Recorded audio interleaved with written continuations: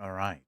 I'm not sure. I think we are live. Here we go. What's good, ladies and gentlemen? Welcome back to each and every one of you. I hope that you guys are doing incredibly well. Really, each and every one of you. I hope that you've had a wonderful evening. I hope that you slept well. I hope that you are well rested. Kenson, how you doing, sir? Robot, how you doing? I haven't been able to find a live stream yet of the proceedings and what time these proceedings will even start because everyone's sort of vague. I'm assuming 9 o'clock because that's pretty much when it's supposed to start. But then again, this is South Africa, so 9 o'clock could very easily turn into 11 o'clock or 10 o'clock. So I guess we will see. I hope that all of you are doing incredibly well. I will probably throughout the live stream have to get up every once in a while and just walk around. My foot is in a considerable amount of pain. Just not even I can't even say it's not even pain. It's discomfort. And when I'm sitting, the blood just pulses. Right, you have that pulsing feeling, which is not great.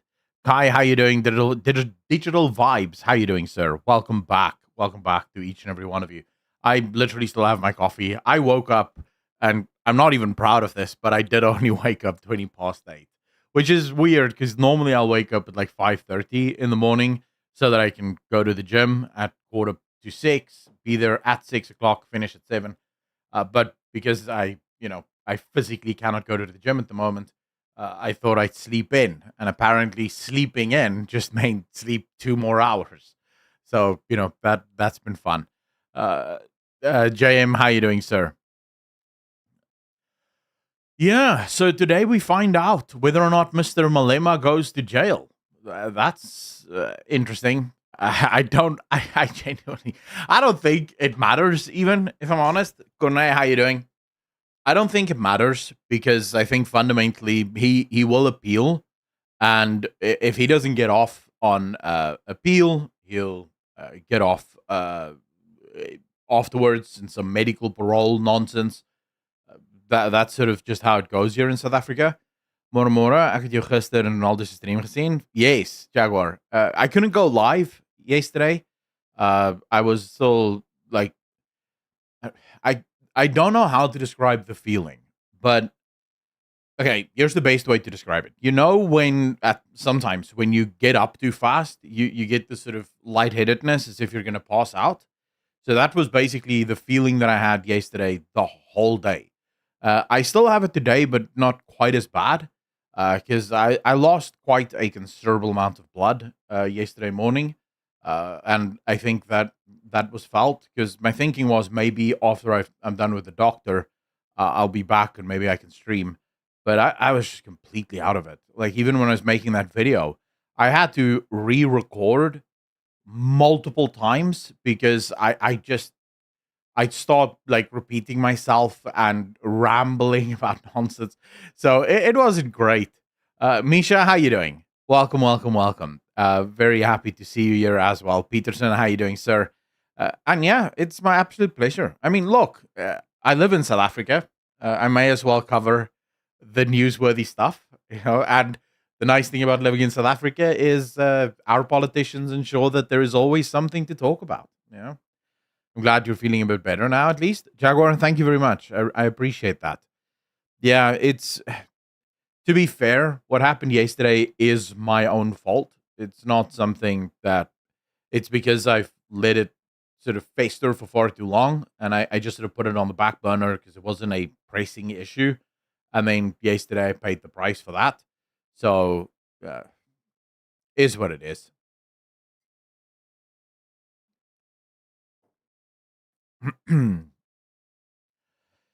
So, how are you guys doing? Any plans for today, except of course for watching the trial and seeing the joke that it is? By the way, if anyone has a link to the actual trial, please give it to me. I'd love to see it. Um, because I haven't seen anything yet. I haven't. None of the actual streams have popped up yet. Name I can't find. How you doing, sir? I'm personally not entirely sure that it is going to be. a historic day in that sense. If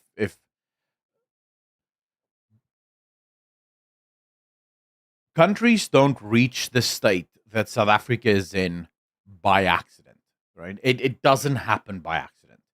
When a country reaches the stage where South Africa is, it's because there's been a repeated and almost institutionalized neglect of justice. When you have a country where prosecutors are killed outside of court, yeah, when you have a country where the top brass are just consistently shielded from taking any responsibility for their actions. We saw that with Jacob Zuma, Shabir Sheikh. We saw that in the most recent, what's his name, Makunu. Makunu is back serving in the NEC with all of the information against him, all of the evidence against the corruption that he himself was a part of. He's back serving in the NEC, right? These things don't happen overnight. These things happen because there's been a consistent refusal to care. And so I highly doubt that there will be really any real repercussions for the things that had happened. All right, there we go. There we go. And for those of you wondering why I'm not doing full screen, I physically can't. I still have to buy a second monitor. My second monitor broke, and it's too expensive to fix. Like, literally more expensive than it would be for another screen.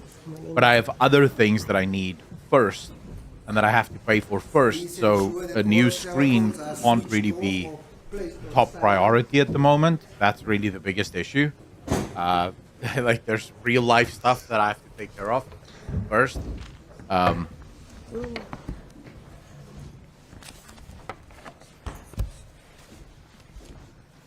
I missed it, but hopefully he loses his parliament seat.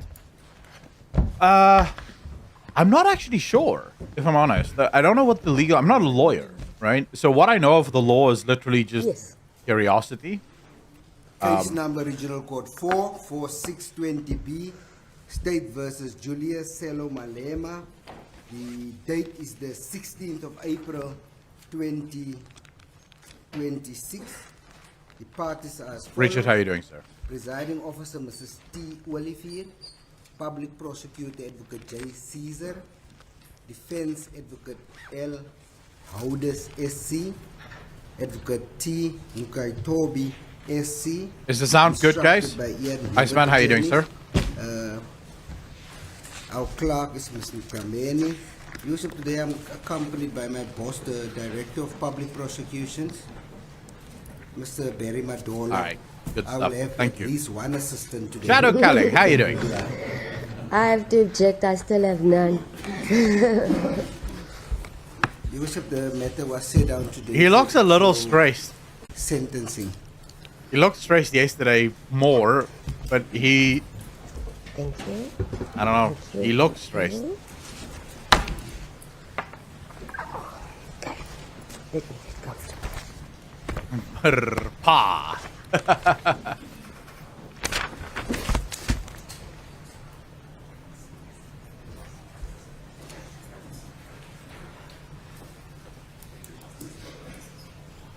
Shadow, yeah. I haven't seen you in a while. Happy to have you here. Sorry, Advocate Caesar, state ready to proceed and to note sentence. State ready to note sentence. Yes, please. No still photos, please. By the media or anyone.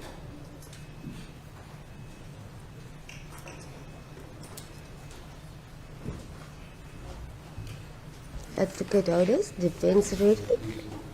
Lloyd, how you doing, sir? Thank you. Advocate Mkugaitobi. Thank you. This is indeed Africa. You guys aren't wrong.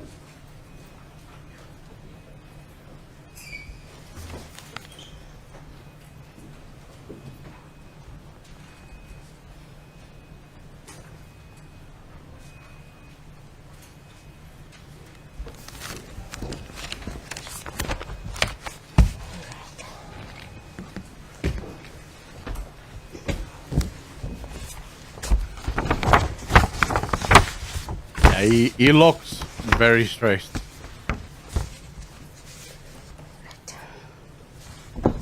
This is the one I need. I don't need these ones. Let me just ensure our record is there. Okay. Then the court is ready to proceed with sentence in the matter of Julius Selo Malema, hereinafter referred to as the accused. Mr. Malema, please be seated for the duration of the sentence. MLV, thanks. As judgment, the court can leave no stone unturned, so we'll arrive and I will tell you when to stand up. Thank you. Just as courtesy then, for the state appears Advocate Caesar and the defense being Advocate Odes and Advocate Nkukai Topi as instructed by Ian Levitt attorneys. The others were mentioned and acknowledged on record yesterday. And as stated, the court will proceed with sentence. The accused before court was convicted of 5 counts. Count 1, contravening Section 3 of Act 60 of 2000 of the Firearms Control Act, read with the provisions of Section 1, 103, 117, 120, in brackets 1A and 121, read with column 1 of Schedule 4 of the said Act, being the unlawful possession of a firearm. Count 2, contravening Section 90 of the Firearms Control Act 60 of 2000, read with the same provisions mentioned in Count 1, being the unlawful possession of ammunition. Count 3, contravening Section 120, subsection 7 of the Firearm Controls Act 60 of 2000, being the unlawful discharge of a firearm in a built-up area. Count 4, contravening Section 120, subsection 3C of the Firearms Control Act 60 of 2000, being the unlawful failure to take reasonable precautions to avoid danger to a person or property in circumstances where it created a risk to the safety or property of the general public. Count 5, contravening Section 120, subsection 3B of the Firearms Control Act 60 of 2000, reckless endangerment to a person or property. The applicable penalty clauses as invoked by the state and in terms of Section 121 of the Firearms Control Act 60 of 2000, with specific reference to column 1 and Schedule 4 of the said Act. For record purposes, the court will place them on record. In respect of count 1, it is a maximum of 15 years imprisonment. In respect of count 2, a maximum of 15 years imprisonment. She's telling him how long he can go to prison. A maximum term of 5 years imprisonment. In respect of count 4, a maximum term of 5 years imprisonment. In respect of count 5, a maximum term of 5 years imprisonment. In essence, the various sections invoked by the state, as read with each count, means the following. I deem it necessary to state all this 103s. I'll give a brief explanation. Section 103 of the Firearms Control Act 60 of 2000 deals with the crimes and offences giving rise to unfitness inquiries by courts after conviction or sentence of any of the offences as mentioned. Section 121 of the Firearms Control Act states that any person convicted of contravening any of the sections mentioned in column 1 of Schedule 4 may be sentenced to a fine or to imprisonment for a period not should be exceeding the period mentioned in column 2 of the said schedule. Section 120 of Act 60 of 2000, as invoked in each count, refers to the offences, penalties and the administrative fines applicable. Section 151 of the Firearms Control Act 60 of 2000 states that despite any law to the contrary, any magistrate's court has jurisdiction to impose any penalty provided for in terms of the said Act. The court deemed it fit to explain the relevant section invoked by the state in each count for clarity purposes only. This is it should be noted, and it is well known by this stage, that the provisions of Section 51, subsection 2 of the Criminal Law Amendment Act 105 of 1997 is not applicable in the matter before court, as the section was not invoked by the state in the charge sheet at the commencement of the trial. Therefore, the accused was not warned in terms of the above-mentioned section it merely means that instead of a minimum sentence of 15 years applicable in respect of counts 1 and 2, the state invoked the penalty clause as contained in column 1 of Schedule 4 of the said Act, which prescribes a maximum penalty of 15 years imprisonment. I trust this explanation is understood and the reasons as to why the minimum sentence is not applicable, and that the defense does not need to show compelling or substantial circumstances for the court to warrant a deviation of the minimum sentence legislation. Plainly stated is one of semantics, one dealing with a minimum of 15 years, the second with a maximum term of 15 years imprisonment. With regards to the maximum sentence, the normal principles followed by courts when sentence is considered is therefore applicable. The above charges relate to the incident relating to the EFF, or the Economic Freedom Fighters' 5th birthday celebration held at Sisa Dukashe Stadium, Mtansane, on the 28th of July 2018.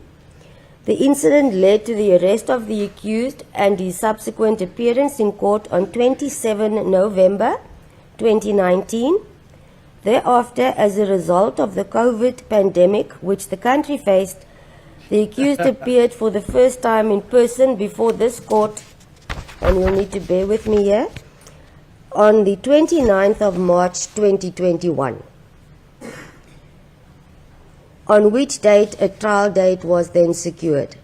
The trial date for the matter to proceed was 27 August 2021. However, the erstwhile state advocate was ill, and she had notified parties beforehand that the matter may not proceed, and a postponement for trial was arranged in the absence of the accused and the defense team, and the trial date then secured being 28 February 2022. On the said date, Advocate Caesar appeared on behalf of the state, and the case formally proceeded, or the trial proceeded, on 1 March 2022 for the week up to the 4th of March 2022, being for 4 days. From there, it was postponed to 5 September 2022 for the week. However, and this is not criticism at all, because the matter was dealt with very professionally, as the defense had indicated a prior commitment and could not honor the week of September. And in the absence of all parties, a date for further evidence was then arranged, being 30 January up to the 3rd of February 2023, and it proceeded for 5 consecutive days. 1 September 2023 was the following dates up to 14 September 2023, that was 4 days, and the state case was closed on the 14th of September, meaning it was a total of 13 court days that was spent on the state's case after hearing plus minus 19 state witnesses and 3 applications brought by the defense in that period. I would say 2 because the 174 I'll deal with now. As from the 14th of September, the matter was postponed to the 20th of September 2023, whereby a Section 174 application was brought by the defense, and the ruling by court on the 19th of October 2023 was then ruled in terms of Section 174, and that ended the state matter, the 3 applications, and it lasted a total of 15 court days. During the week of 18 June 2024 to 20 June 2024, after 3 consecutive days, the defense case was closed, and on 1 November 2024, the date was secured, including the date of 9 December 2024, was set aside for address on merits. However, due to myself having sustained an injury, I indicated to the state and the defense that there's a possibility that I may not be present on the 1st of November, which I happen to be, and they had elected, correctly so, the safest option was to proceed on the 9th of December 2024 for address on merits. Indeed, then it had proceeded on the 9th of December 2024, continued. Where am I now? The judge is very good, or the magistrate. Because all of this is for appeals. After 29, yes, the defense case was then closed. It continued 29 September 2025, 30 September 2025, and 1 October 2025 for the extremely long judgment delivered by this court. I remember that. I still shudder. Thereafter, it was postponed to 23 January 2026 for the pre-sentence report, which was then, the court heard the evidence of Ms. Jessie Thompson, and from that date postponed to yesterday, 15 April, and I will summarize the proceedings that took place yesterday, and then hence we find ourselves here today, 16 April 2026. In total, I think what felt like an extremely long time and which has been discussed as 7.5 years, it's clear having to combine 6-7 defense counsel, state, court was available, nonetheless was quite a task, and it amounted to the matter proceeding plus minus twice a year on 4.5 days per session. So the trial lasted, I would say, plus minus 31 days. Okay. But it's a joke. 7 years in order to get a conviction? Dude, the justice system in South Africa is so broken. You should be able to get a trial, a conviction, and a sentencing in a year. Maximum a year. So that you can get these people out of society. It's insane that it takes that long to get a guy that... There's video of him committing the crime, by the way. Instead of starting by placing on record the provisions or principles traditionally taken into account by any sentencing court to deal with the mitigating heads of argument placed on record by the defense, thereafter with the address by the state, and then the court will proceed in calmness with the principles applicable before sentence. Okay. First then, with regards to the heads of the defense, and the same will apply to the state, the court does not deem it necessary to repeat what has been placed before court. The defense had submitted detailed written heads of argument in advance and then addressed the court yesterday, being the 15th of April 2026. Therefore, the court has indeed had sufficient time prior to yesterday to read, peruse, and after yesterday's arguments to digest what has been presented to court by the defense. Okay. I will start off by, it goes without saying that in this instance, the defense had requested that or stated that there is no other sentence which is appropriate save for a non-custodial sentence, and I will continue with that at a later stage. Therefore, the court has had the opportunity to visit and peruse all the case law as quoted in great detail by the defense and has given it the full attention that it deserves. The case law is attached, although in 3 pages, to the heads of argument filed by the defense. It will be a moot exercise to repeat all the cases listed, unless you would require me to do so. The same may be said regarding the pre-sentence report. It was submitted to court on the 23rd of January 2026, and Ms. Thompson had read the report into the record verbatim.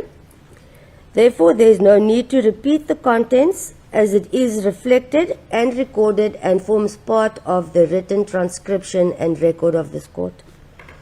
The court therefore has had more than sufficient time to peruse and to take note of the contents of the said report, and combined with the evidence in chief, the cross-examination that followed, including the re-examination and clarity questions by court, it is clear that the said pre-sentence report has been noted fully, and I will deal with the recommendations shortly. The contents are noted and accepted, therefore, as evidence on behalf of the accused person. The court will, however, refer to a few points that may require a response from court at a later stage. The court has indeed scrutinized the case law quoted by the defense in paragraphs 25, 26, and 27, and the court reiterates the importance of the findings made regarding the role of the courts in upholding the Constitution, wherein the state is described as the role model for our society. This court is in total agreement with the submissions that let me just open this file.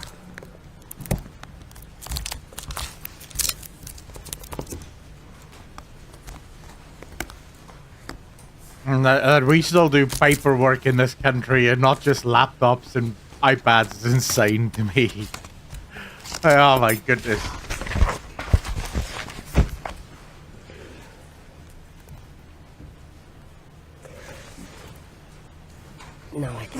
This court is therefore in total agreement with the submissions by the defense that a court's impartiality must never be open to reasonable doubt.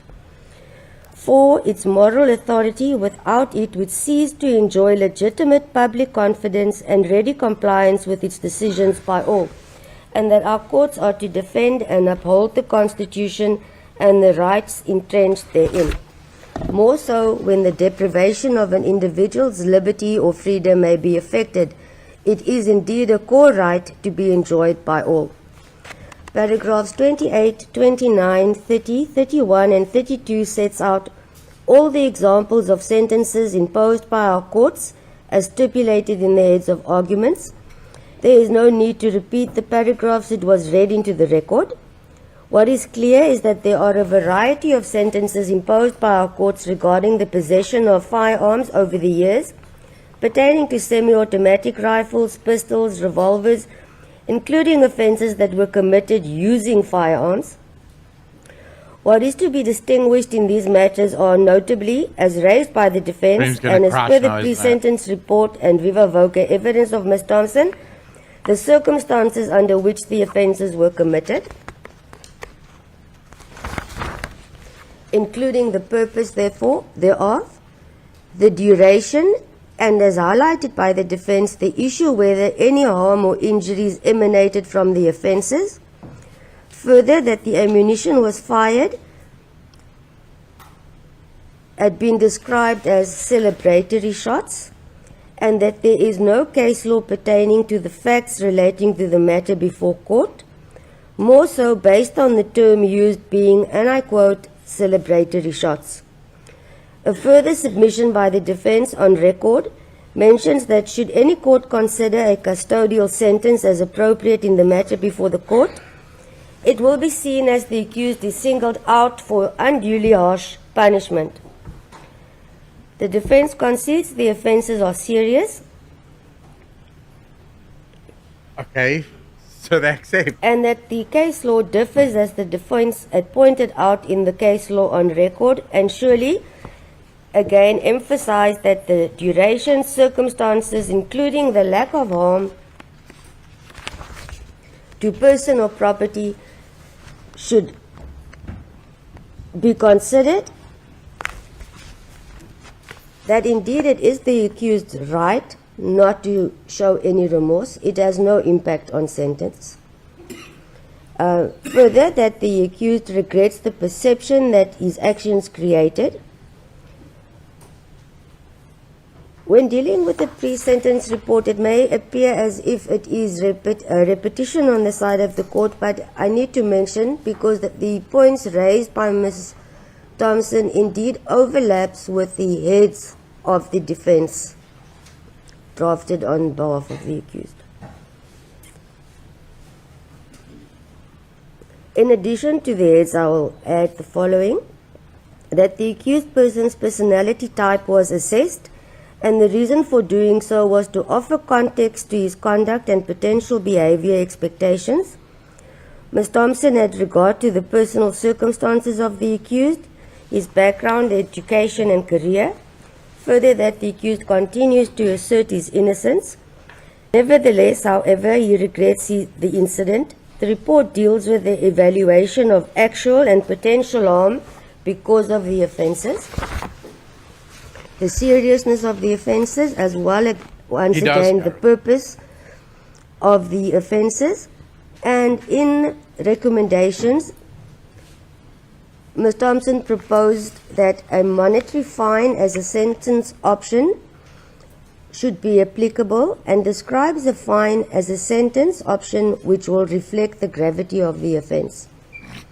I remember Further that. suggestions by Ms. Thompson were to restrict the accused person from obtaining a firearm license for a specified period, and that he should be ordered to make a financial contribution to Gun Free South Africa, an NGO focusing on reducing gun violence in South Africa.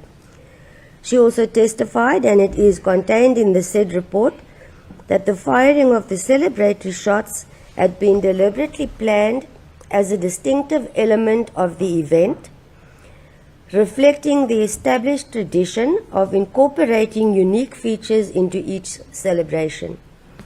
She continues to state that the planning does not suggest that the activity was undertaken with the intent to commit an offence, or endanger lives, or cause damage to property. And as mentioned in paragraph 17.3 of the defence heads of argument now, that the careless and reckless discharge of firearms in a public setting conveys an inappropriate message about gun safety and responsible firearm use. Now, in this instance, it was mentioned that particularly when a prominent leader exhibits such conduct. The court agrees with this submission. Further, the court agrees with the submission by the defense that the actions of individuals in positions of influence are likely to be emulated by their supporters, thereby warranting what is perceived to be more severe assessment of their behavior. However, the defense then proceeded to state that the behavior of the accused, indeed once again reiterated, did not cause harm to person, property, and the court was then requested to consider that the said firearm in question was returned to the lawful custodian promptly, and that the celebratory shots were fired in a very short space of time, and that the accused had not loaded the ammunition personally.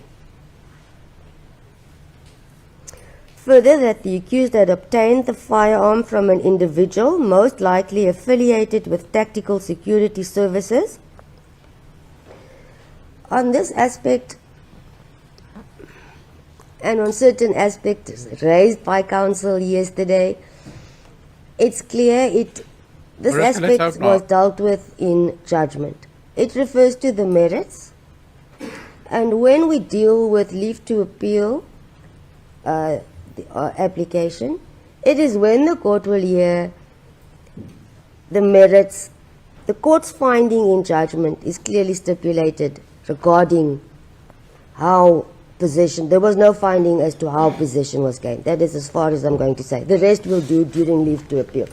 And some of the controversial statements during, how will I say,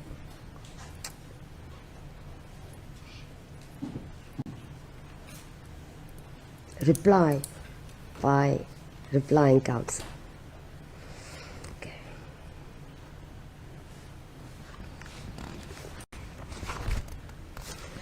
That in essence were the points raised by the defense and the social worker Thompson. And as I've stated yesterday, reading the paper gives new meaning when one hears the oral arguments in court. It gives more perspective, insight, to see and hear the tone of how a statement is made as a different impact on a court as a piece of paper which is words. So therefore it was important for the court yesterday to pause when it did and then retire to indeed consider sentence. Those were the aspects as stated, dealt with by the defense, and I will now deal with the aggravating circumstances as indicated or raised by Advocate Caesar on behalf of the state. The state submitted that they request that the court should consider a custodial sentence in this matter for the following reasons. Okay. That the incident was planned and it was deliberate and executed with precision, and that the submission is made based on the accused's own evidence. Also on this aspect, I would say we will deal with the merits once we reach that point. Further, that it was a collective decision made by the EFF's leadership, and that it was planned to entertain the crowd to ensure that the crowd is not bored during the event. In this regard, the state relies on the submissions based on the evidence of the accused that, I quote, everything was perfect and calculated and designed to be the way it was done, unquote. Therefore, it was not an act based on a lapse of judgment. These submissions was then substantiated based on the case law by the defense and similarly quoted then by the state. The state and the defense basically, in fact, relied on the same case law pertaining to this matter. The state continued to submit that on the ballistic evidence presented, it was established that to discharge a semi-automatic rifle in a built-up area densely populated using a .223 Remington round was fired, and that retains lethal kinetic energy on descent.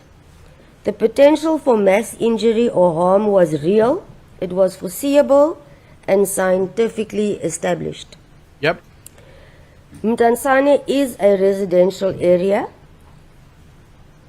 The state alluded to the fact that the accused position as a public leader and role model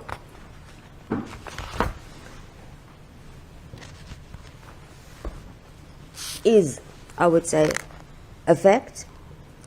Submissions made thereafter by the state requested the court to consider that the accused is a member of parliament and also the president of a political party, admired and followed by millions of South African citizens, and arguing that it is aggravating and not mitigating as per the defense submissions in this regard. The state referred to the video footage which was accepted by court. That again, I will say, deals with the merits.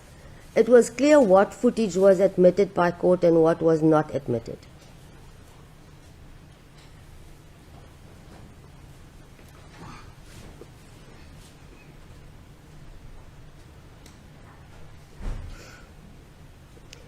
The state alleged that the accused clearly lacked insight and accountability and sought political justification as an excuse, thereby undermining the public confidence in the administration of justice.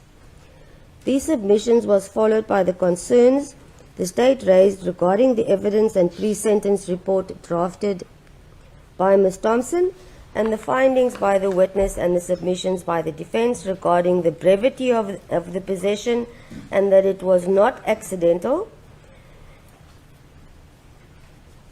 and that the discharge of a semi-automatic rifle cannot be described as benign, and since the risk of injury or harm is extreme. Celebratory purposes in this regard, the state submitted that this type may not be condoned, this type of discharge may not be condoned, and that the law makes no provision for such actions.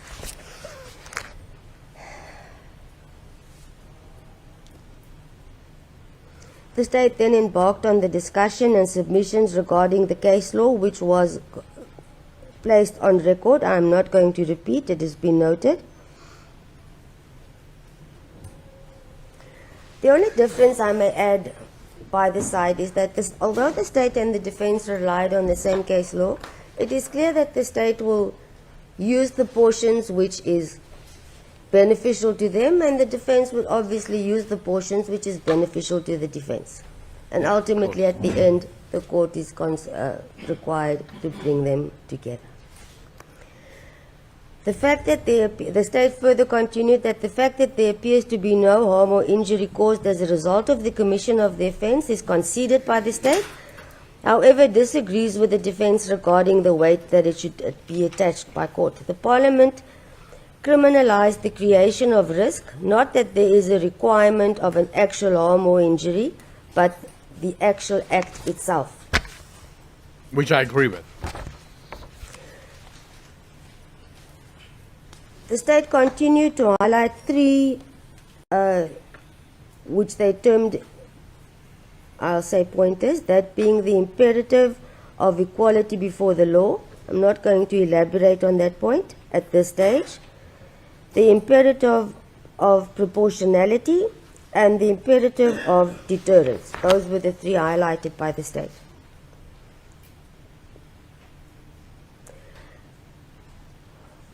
And concluded its submissions by referring to State v. Zinn and pressing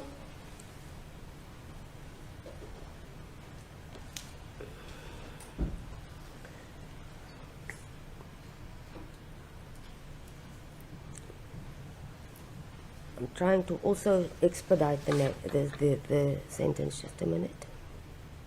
But I don't believe that just because you didn't cause harm, that should have any bearing on it. The whole point of not being allowed to fire a gun in a public space has nothing to do with who you killed. You can't do it because you could kill people. Effect to all the principles and objectives set out in State v. Zinn with safety, and it will satisfy the constitutional mandate of equal treatment before the law, and it will serve the legitimate and pressing interests of a society that has the right to expect its leaders to obey the same laws they are elected to uphold. Now, the court will proceed with the principles traditionally taken into account by sentencing court. It is a well-known fact that sentence proceedings are the most difficult part of any court proceedings. It does not only affect the accused person, but also the family of the offender, including the society, that being the public welfare, safety, concern, and the interest of society. Don't worry about us. We'll be fine if he goes to jail. It is also known that a court is obliged to consider the normal aspects of sentence traditionally taken into account before imposing sentence. These aspects being the accused is indeed a first offender before court and has no outstanding or pending criminal matters. It also includes the possibility of reoffending. I'm not going to elaborate on that aspect. It was done by the defense. It is noted as one of the principles to be taken into account. It also includes loss of employment. In this instance, the case law is clear that should sentence result in the loss of employment, it should be noted that crime is an inevitable consequence of crime, or loss of employment is an inevitable consequence of crime. Nice. I love that. The court is also obliged to consider the family of the offender. This fact was fully discussed in the pre-sentence report submitted by Ms. Thompson, who testified in mitigation of sentence. On this score, I also think it is appropriate to highlight, I do not intend to discuss the depth of the pre-sentence report, as was submitted by the defense in the heads yesterday, orally, that I accept it was an invasion of the accused's personal space. It could never be seen as an easy exercise. And we heard that evidence of Ms. Thompson, I think, in excess of 5 hours on the 23rd of January. And I think that in itself was surely not a pleasant experience. So I'm merely going to highlight I have highlighted the content and then the family, etc. I do not intend to rehash personal circumstances which has been dealt with or heard.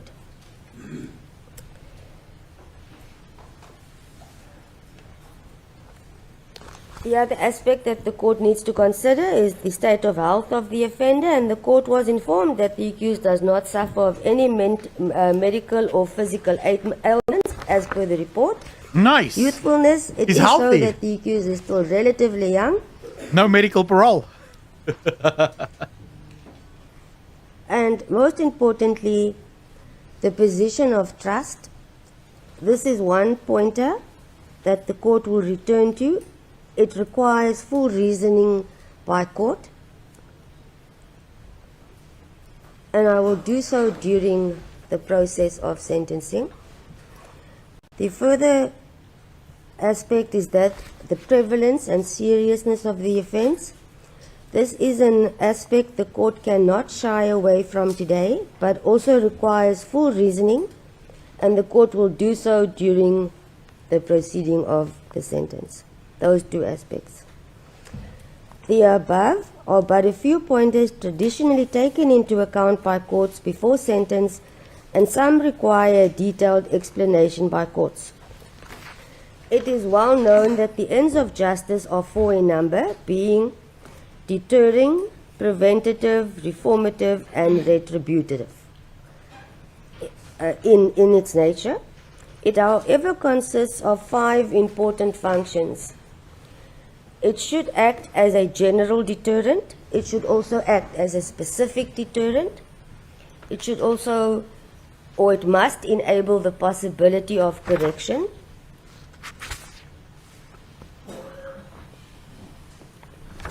And it must be protective of society.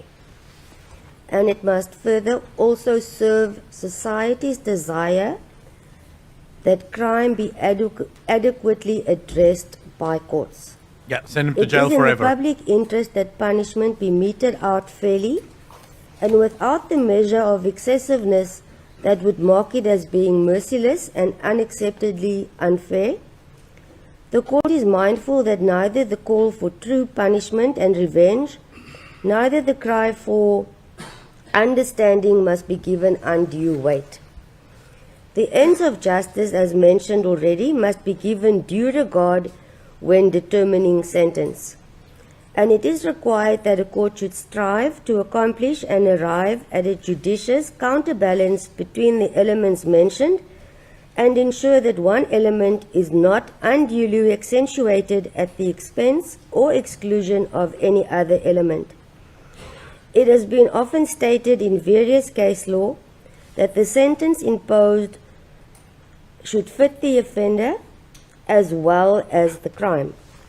It must be fair to society and blended with a measure of mercy according to the circumstances of each matter. True mercy, therefore, has nothing in common with soft weakness or maudlin sympathy with the offender, since it is a crucial element of our justice system in its own right. It is also not an element that mere lip service is paid to, but indeed a sound factor that each court must consider and which must clearly reflect in the sentence imposed. However, courts are required not to strive as stated for severity, but neither on the other hand surrender to misplaced pity, and should not flinch from firmness where it is called for, and that a court should be strict enough to ensure that the objects of punishment are adequately furthered, and indicating thereby that crime will be effectively punished. Having said that, this court is well aware that a court should approach its task with a humane understanding of human behavior and frailties. Just a minute. Been talking a lot, just a minute. Come on, judge. Just say guilty, 15 years in prison, another 15 years for the other one. Let all of them run one after the other. Let's get this man in jail for like 50 years. I think the max is like 45 that he could get if the judge wanted to not have it all run simultaneously. Yeah, because there's two 15-year max, and then there's 3 charges that's 5 years. in prison, so that would give you 45 years.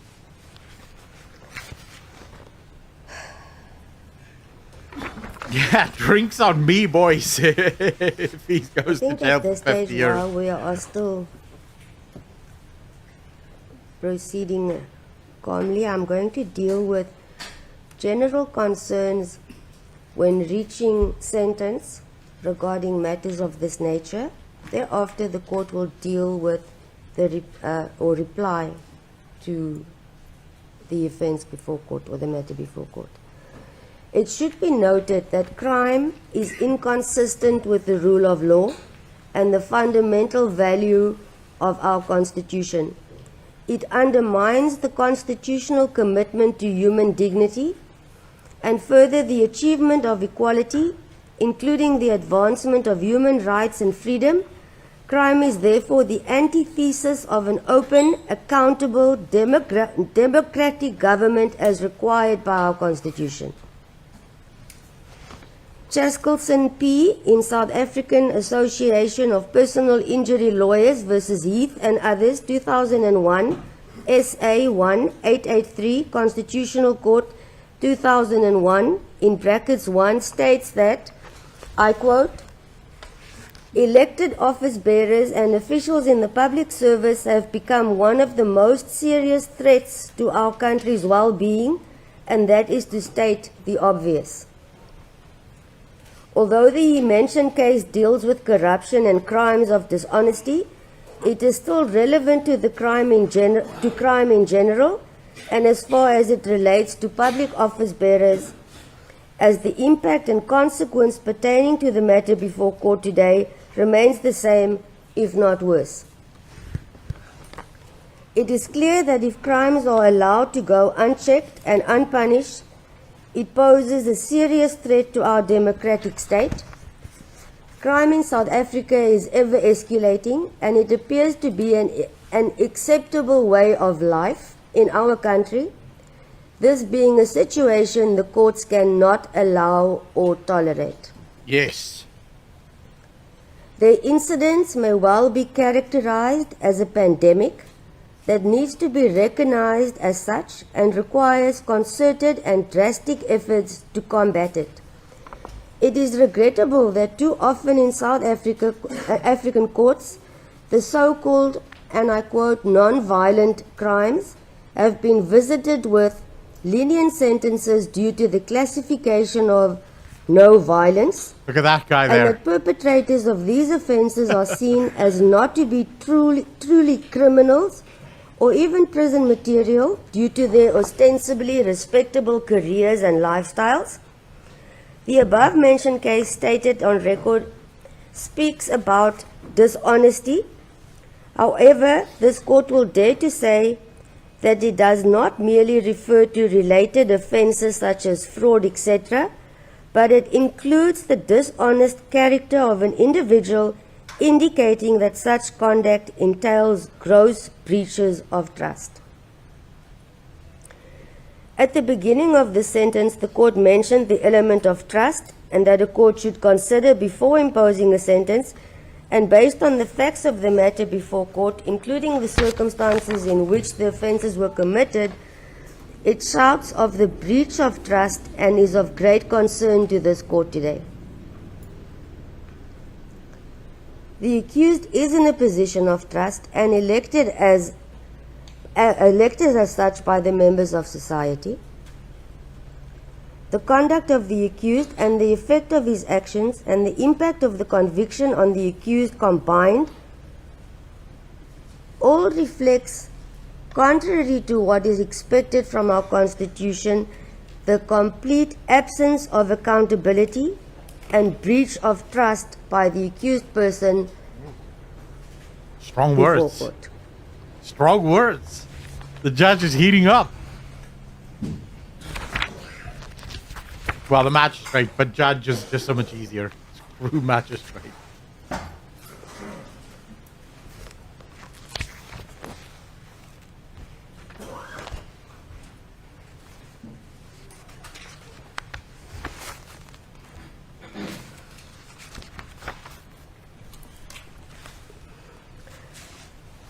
going to try and summarize the response to the defense submissions as follows. It must be noted, and the accused confirmed, that the event was planned. Emphasis on the word event was planned. And that it was a unique established tradition planning an event. Firstly, I stand corrected on this aspect, but what I should have clarified is the following, that this was, according to the knowledge of this court, the fifth birthday celebration was the first of its kind. I do not understand the wording of it was a well-established tradition. We heard that the 10th birthday celebration, what the main feature was, but whether it was an established tradition at the 5th birthday celebration, I'm not aware.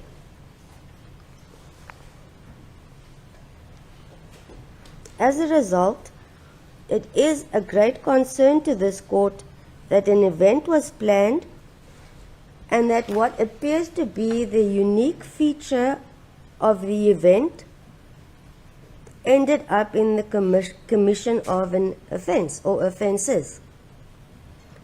Surely this can never ring true. As per the submissions, the court is asked to consider that the accused had planned the event, and then it goes a step further, because contrary to the view of the defense and the view of the state, today it is clear that the planning included that the accused will possess or take possession of a semi-automatic rifle, fire a .223 Remington bullet into the air, thereby causing possible harm to person or property in a built-up area. That it is now called a celebratory shots, that is sugarcoating. Nothing more, nothing less. Yep.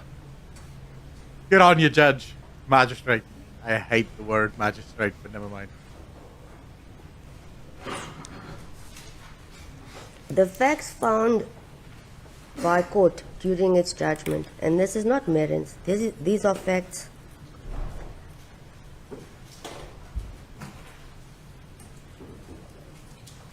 I'm going from memory. It was the evidence considered was that the accused had decided that the event was planned by the leadership.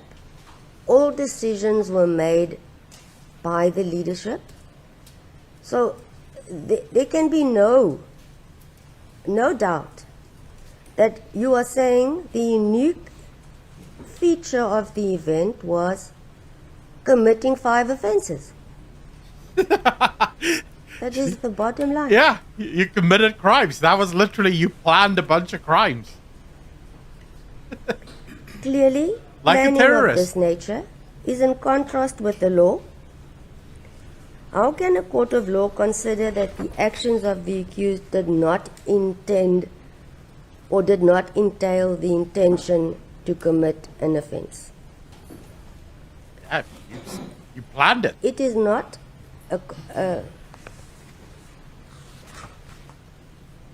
it is not the thinking of the court, it is the facts before court, because that is what happened. It wasn't, as the state correctly stated, an impulsive act. It wasn't, as a result of the case law we heard, an act of passion. It wasn't anger. It was the event of the evening. And therein lies the difference. It should take considerable planning for an event of that magnitude, and I'm deviating from my written judgment, of that magnitude, that as to how, when, and exactly at what time you will take possession of the firearm, where you will fire it from, at which point we all know then, Mr. Snyman, you returned the firearm to Mr. Snyman. That finding was made by court. The court did not find it was handed to you by Mr. Snyman. That is what I'll say in that regard. So that, to reason any otherwise is nonsensical. This is a decision that a person made to possess a semi-automatic rifle unlawfully, and including the decision then to proceed and fire the said rifle in a built-up area in a crowded stadium. The decision to break the law has been made, and it was made with the approval of the accused person and the leadership.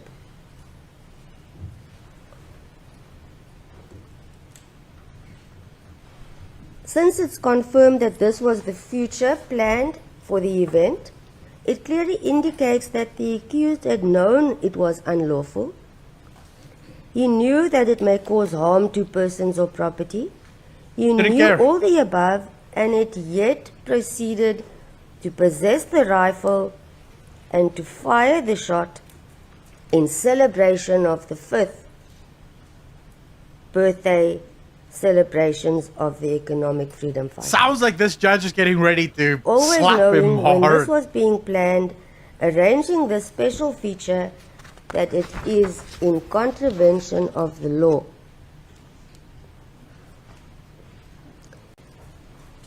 And that this decision was made long before the actual event.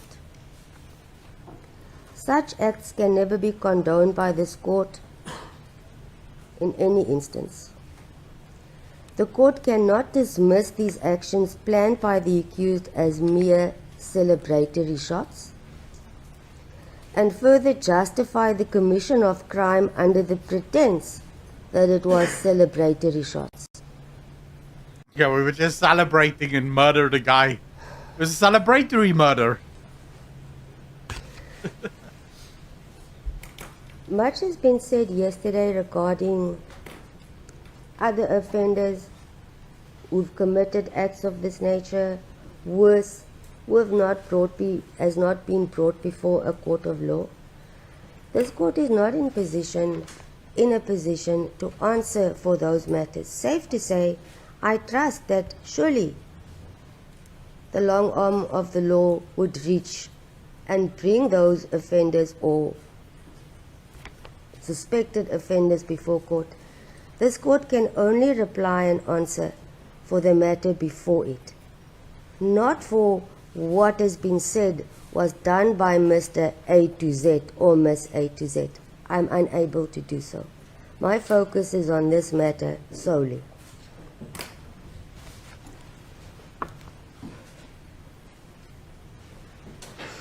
With regards to,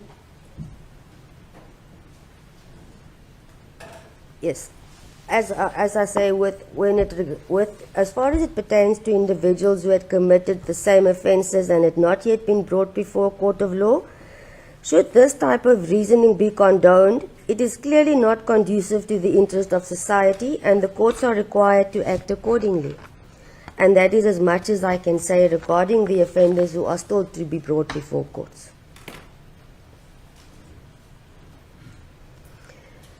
The other aspect that is aggravating in this matter and which needs to be mentioned is the astronomical financial impact this matter has had on the taxpayers' pockets or at the taxpayers' expenses. By saying that, please, that is not laid at the foot of the accused person solely, not at all. It was your right to take this matter on trial. I'm saying merely that a trial of this magnitude involved tremendous human or manpower. If we look at the ballistic side of this matter, MJ, I'll answer you afterwards. The transport of firearms from KZN to Quebeca and back, the ballistic units, resources and equipment, preparation, SAPs. The tragedy is that this matter has also led to so many people that did not have access to this court on several days where this matter proceeded. Mothers could not approach the court for maintenance. They could not reach inside.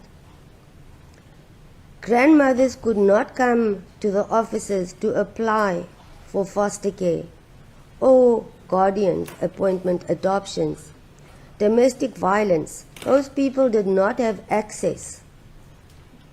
And that is tragic. These are members of the community this court services on a daily basis. They wake up, as you very well know, all of us very well know, by 3 a.m., by 4 p.m., those little kids are dressed, washed, and they walk to court.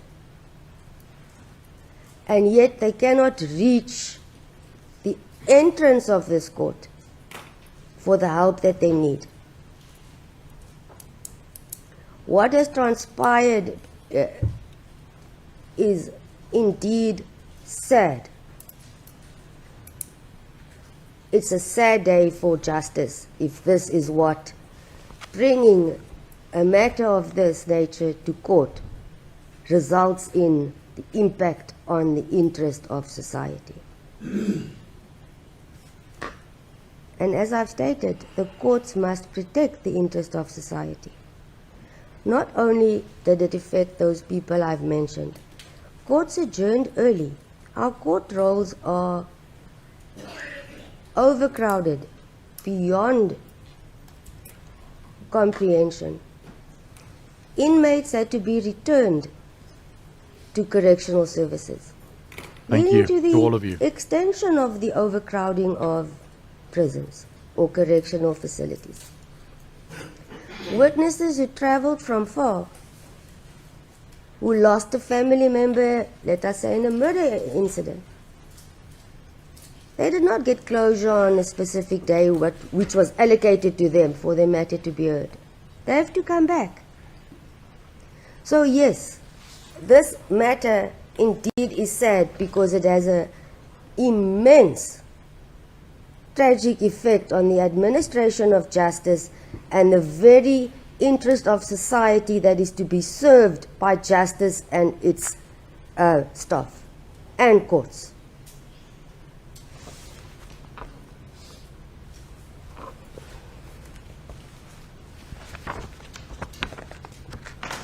And that is not overemphasizing, that is a fact and a reality.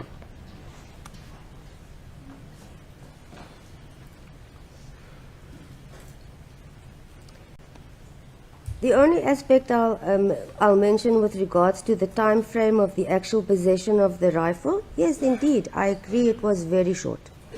I agree with the submissions of the defense that yes, the charge sheet mentions 1.223 Remington cartridge, correct.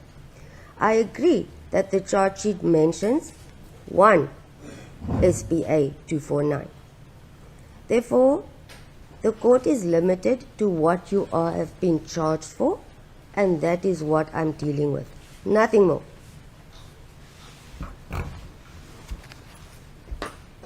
Safe To say then, on what the court has already alluded to, the commission of these offences are not insignificant, and the impact thereof remains the same. Whether it was done in less than a minute, the impact remains the same.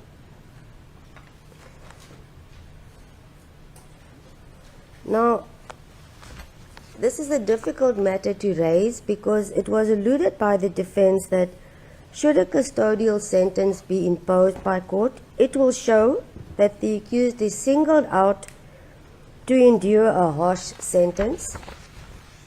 Yep. To this, the only reply from court is, it is not the court who has singled out the accused person. He had done so all by himself. Oh, beautiful! I love this magistrate In so the light much. of the position that he holds as the CIC of a political party with massive support, it's not the court who had singled out the accused person.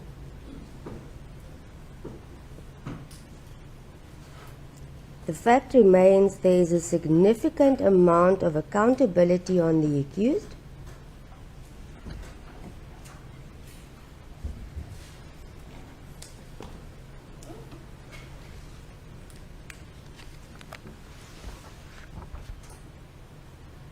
and on this regard I'll add the following, that please remember, it is not a political party who has been convicted here.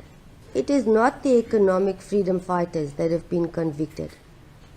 It is a person, an individual, who so happens to be the CIC of a political party. Nothing more, nothing less. It's not the party. It's an individual, and that is how it is perceived.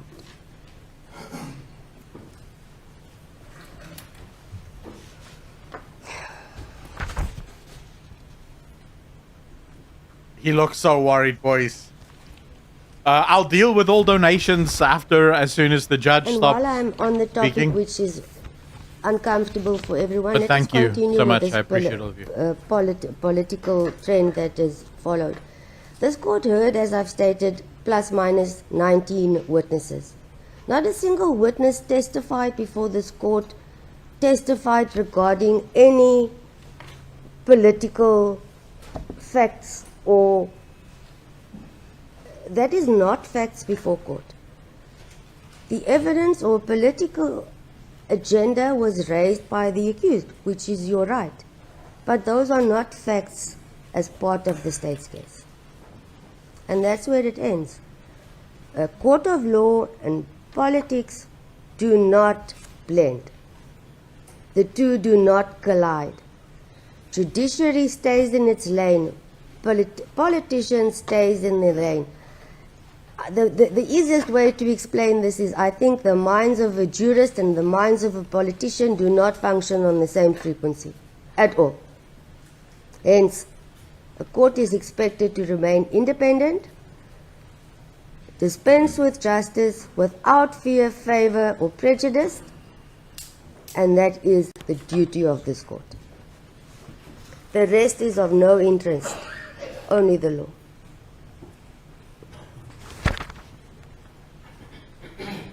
Send him to jail. Send him to jail.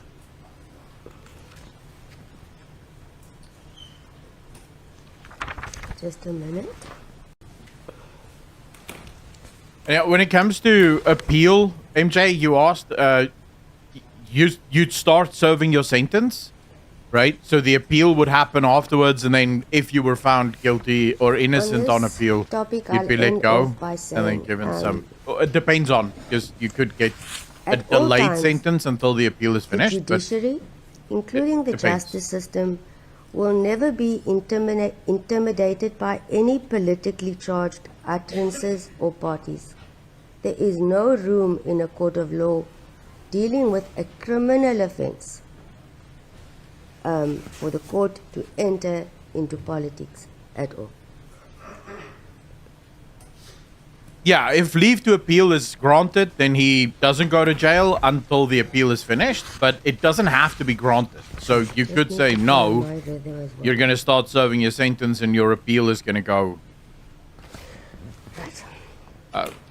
alongside that. What is apparent then is that people of this country are speaking as one.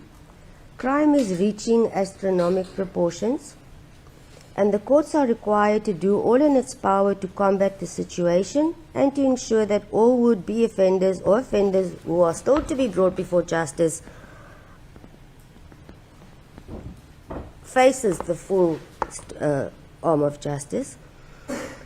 And surely if this is not done or goes unchecked, as I've stated, it will result in the perception that crime is an inevitable consequence of life in South Africa. It must further be noted, as much as the rights of the accused has been emphasized, and correctly so, as it is enshrined in our Constitution, members of society too enjoy rights, the same rights as enshrined in our Constitution. These rights are not one-sided and enjoyed by all.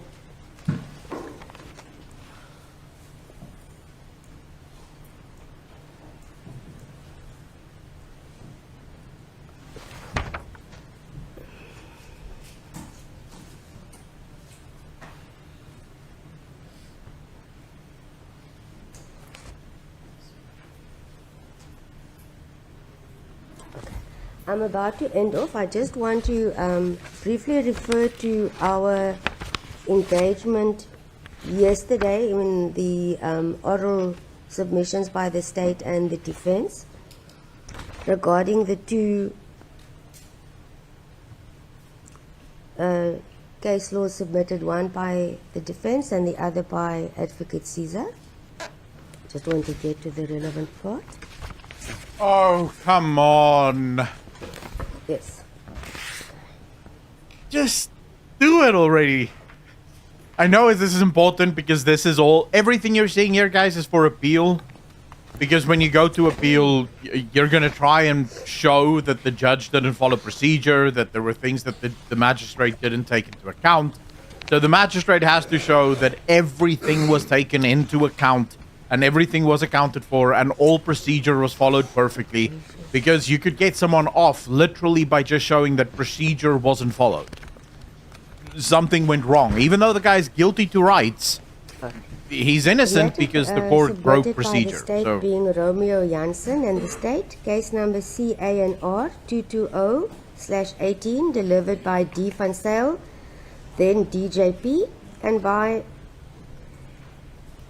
the defense, that of the Malundana case, case number CC20/2024, delivered by Brooks J. Now, in this instance, it was interesting to read both. And what is abundantly clear is that in the matter presented, the Malundana case, the facts are completely opposite as the ones we are dealing with today. In the matter submitted, the Malundana matter, was a gentleman of 62 years old who had, after a very long period of time, secured employment as a security officer protecting a school, which led to him firing a handmade firearm. The difference in that matter, which the judges considered as sentence and mitigation of sentence, is the accused there had pleaded guilty.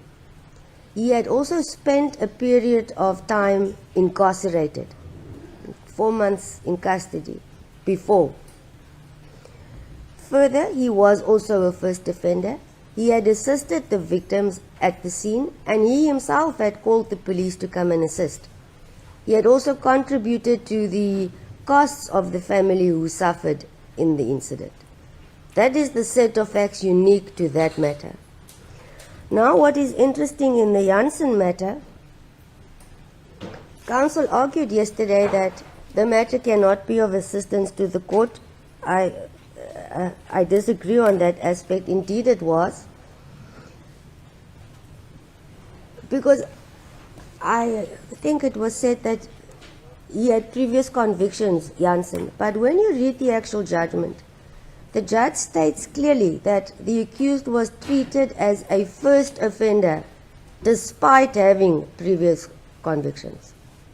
So that is not relevant. That was, he said, and he was found to be, or having been in possession only. There wasn't a crime that was committed on the day he was arrested with the firearm. And then interestingly, after being asked by the defense that all people be treated equal, it was submitted that Janssen is a gangster, therefore a member of Fat Boys, and therefore custodial sentence is in order. I failed to see the reasoning and the rationale behind that, but what is evident and clear after discussion of all the cases submitted by the state and the defense, in the view of this court, each case is unique. Every person is equal in law.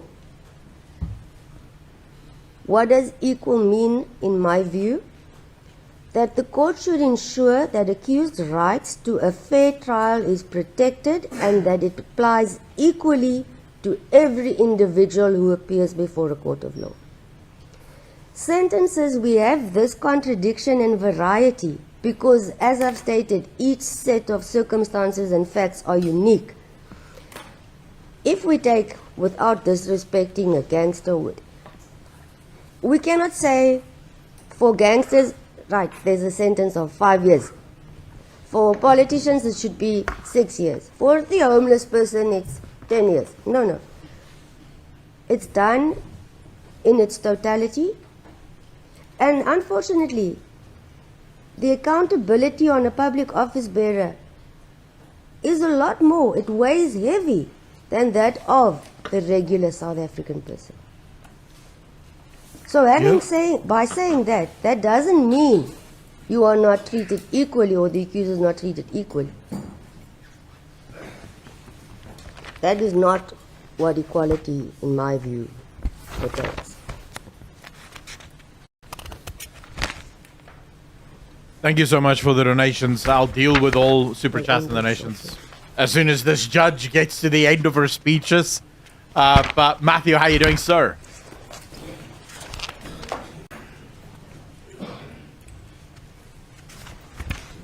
There we go.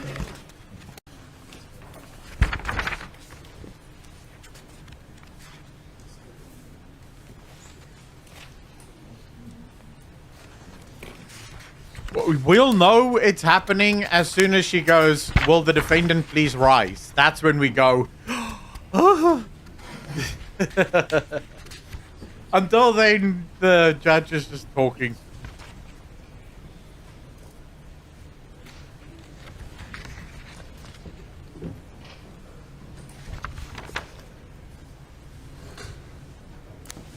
Just a minute.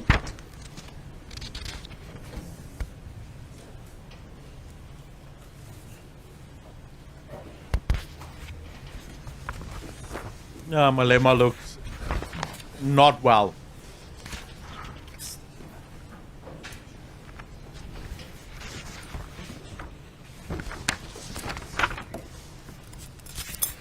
There we go. Just a minute, please. Your Worship, if I may, at this stage, I'm so sorry about this. I need an urgent comfort break, Your Worship. I've been sitting here since 7:30 this morning, Your Worship. I'm so sorry about that. I'm going to single you out, Advocate Caesar. Yes, Your Worship. I tried my best to not... So I was perusing the file to end off, but okay, can we then say, I'm sorry for this then, but instead of 5 minutes, it's a large crowd. Shall we say this is then the tea adjournment, we come back, we continue then thereafter? I'm sorry. Oh my goodness. No, Advocate, that will be shame. I cannot, just now we all drown when that man cannot cope. Okay. Please, I'm going to, just a minute. Sorry. Feel free. What time, Your Worship? I'm going to leave this here. What time? I must take it with me. What time are we coming back? It's 25 past. Can we all agree, due to the amount of people who may also need the facilities and who need to go out and come back in, is 11:45 in order? Yes, please use. I'm even asking the gallery sufficient time to come back and continue. Okay.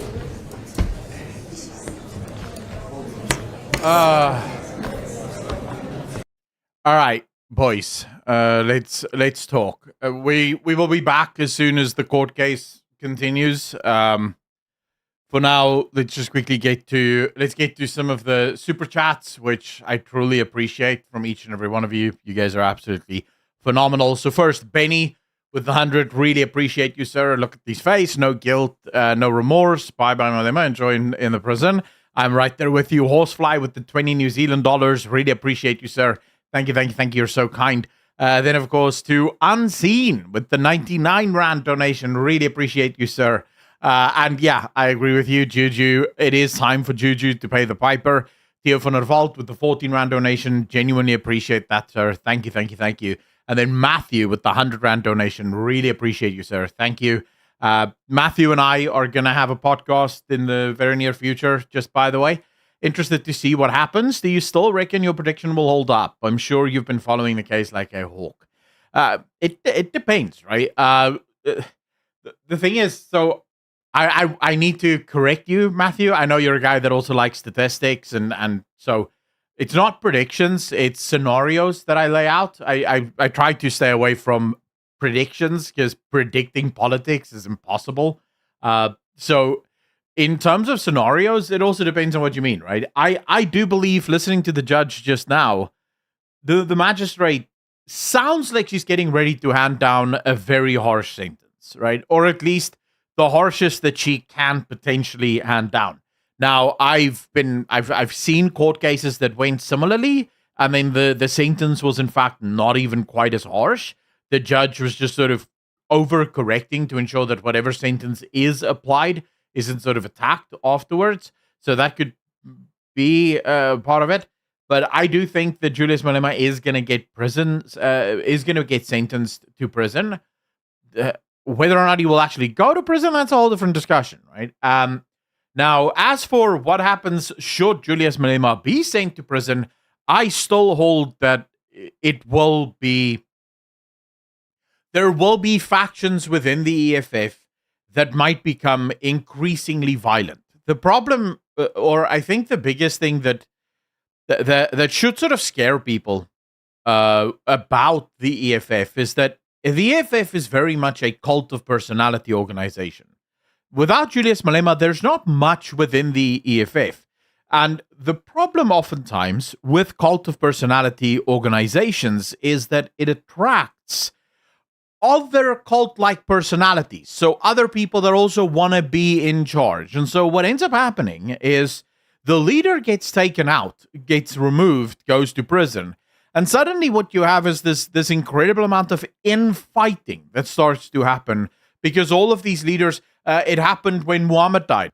Great example, right? After Muhammad died, you had literal civil war in Islam as these cousin and the son, I think, of Muhammad started killing each other because they believe they are the prophets that's supposed to take this stuff forward.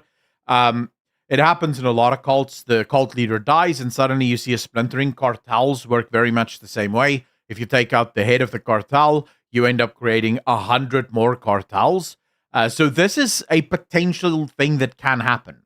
You have a number of people within the EFF that are vying for powerful positions, and should Malema be removed, those guys are not going to just step aside and let one of them take over. It's very possible that they could start fighting each other. And that's where the real threat to South Africa lies, because those groups that are fighting are going to become ever increasingly violent as a way to appeal to the more radical elements of the EFF in order to build a coalition. And you could very easily see a spark in the Eastern Cape spread like a wildfire throughout the country. And the argument goes to what happened in KwaZulu-Natal a few years ago. And if you remember back to that, and I remember you brought that up on the Truth Report podcast where we had this conversation. But if you remember back to that, it was touch and go. Right? It was not a foregone conclusion that this would just not, spread throughout the entire country. There was always a possibility that this could, in fact, spread throughout the entire country. And there were a number of times where you saw sort of things start to flare up countrywide and then just sort of die out again. So true, there wasn't this massive amount of sort of violence all over the country, but it was definitely flaring. And I think we're in a place now where people are suffering enough that they may actually just do it. So I still think there's a possibility that scenario could play itself out. Unseen with another 99 Rand donation. Really appreciate you, sir. Now time for an ad break tonight on E. Do Do you think Malema was betrayed by those factions? Is it because there's less taxpayers? It's weird. Malema was free for years until now. No, I don't think he was. I don't think he was betrayed by factions within the EFF. I believe that what happened to Malema. Okay, so there's two scenarios that could potentially be true. Two conspiracy theories, if you want to put it that way. Because we obviously don't know what brought this about. There's literally no way to know what brought this about. We just need to go with something happened, right? The one is you could have genuine forces within the ANC on the sort of Mbalula Cyril Ramaphosa side that they're starting to realize that their side is losing power. And as a direct consequence or a direct reaction to not wanting to lose power, those forces are now going after the RET communists, the guys that want to do sort of a violent revolution, in the hopes that this sort of quells the ability of people like Paul Mashatile, people like Panyaza Lesufi, to actually team up with the EFF and the MK to form a new coalition. So that could be why Julius Malema was finally sort of handed over to justice, and the ANC doesn't even care at this point. They're just like, oh, well, whatever. Good luck to you. On the flip side of that, it could genuinely just be one of those things that happened, right? And the government is sort of waiting for this to play out, and then eventually someone within the ANC will come and rescue him. As with almost everyone else, this happened to Jacob Zuma, Shabir Sheikh. All of these guys eventually got pardoned, eventually got sort of released on some kind of nonsense thing. So we genuinely don't know, right? But it's definitely not people in the EFF that has betrayed Julius Malema. The EFF has a lot of power, but it doesn't have that much power over the institutions, right? The EFF's power mainly lies in their ability to enact corruption through tender processes. So this is where the EFF's main power comes from. But they don't have that much power in terms of real power. That's more the ANC's realm. So whatever happens, it will probably be on the side of the ANC. Jaguar with the 70 rand donation, dude, really appreciate you. Thank you. Really impressed with Tony Judge. When I started watching the case, I didn't think he would ever see any consequences. Now I think he'll see some jail time.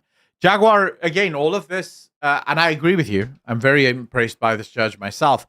But this is going to depend, right? If he appeals and he asks for leave to appeal, is the magistrate going to grant leave to appeal? The magistrate could say no. It usually depends on the certainty of the case, right? What are the merits of the case? So the judge could, or the magistrate could, grant leave to appeal, which means he doesn't go to prison. He just gets to appeal, and he can continuously just he can just drag it out for as long as possible. The other option, of course, is that the judge doesn't grant leave to appeal, which means he will be in prison while he appeals. Now, I'm not a lawyer, so I don't know exactly how these things work. That was just sort of a quick bit of reading about how leave to appeal actually works, but I'm not a lawyer, so I don't know all of the intricacies of could a judge deny it, on what grounds can it actually be denied. They just sort of mentioned, at least from what I read, if the judge or the magistrate in this case is fairly confident in the conviction, right, and in the sentencing, and believes that the case that the judge themselves have made is ironclad, they won't grant leave to appeal because they don't expect the case to actually be overturned on appeal. If there's some doubts and there's maybe some gray areas that the judge wasn't, aware of, they might say, okay, leave to appeal is granted. You can, go on with your day. I don't know. I maybe there's some lawyers in chat that could actually inform us on how exactly it works. She's playing chess. As long as he can keep appealing the ruling, he stays in parliament until the final appeal fails.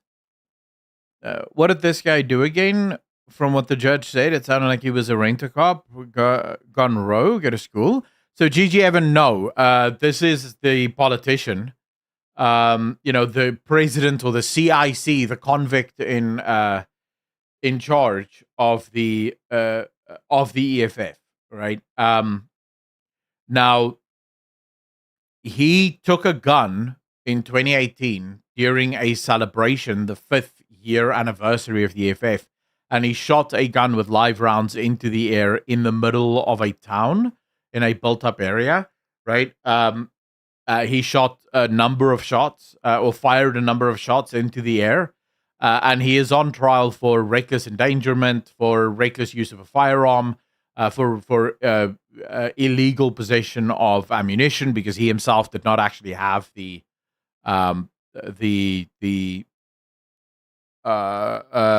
license to actually carry all of these things. So there's like a number of issues that's faced here, but the rent-a-cop that went rogue, that was one of the cases that was brought up yesterday, that the defense was trying to use as a way to say, look, this is established, this is how you should be dealing with this case, and the judge was merely saying these two cases can't be more different. They like literally not the same case. So that's all you heard there.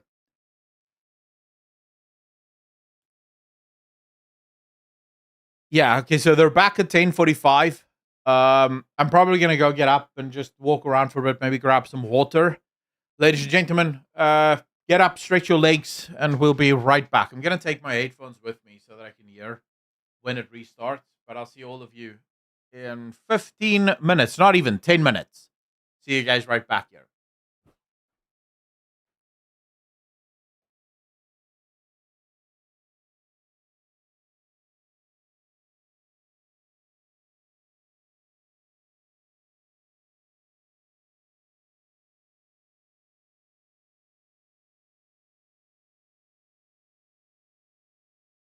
Oh wait, I almost forgot.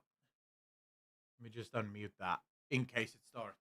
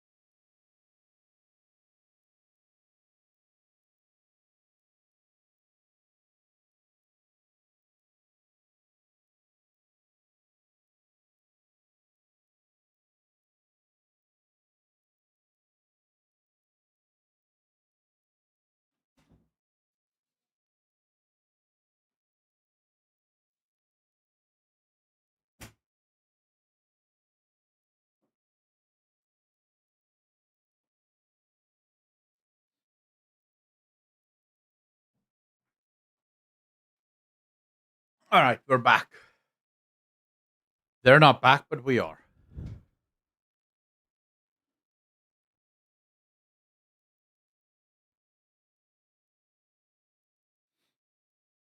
Thank you very much. I appreciate the welcome back. Oh, man.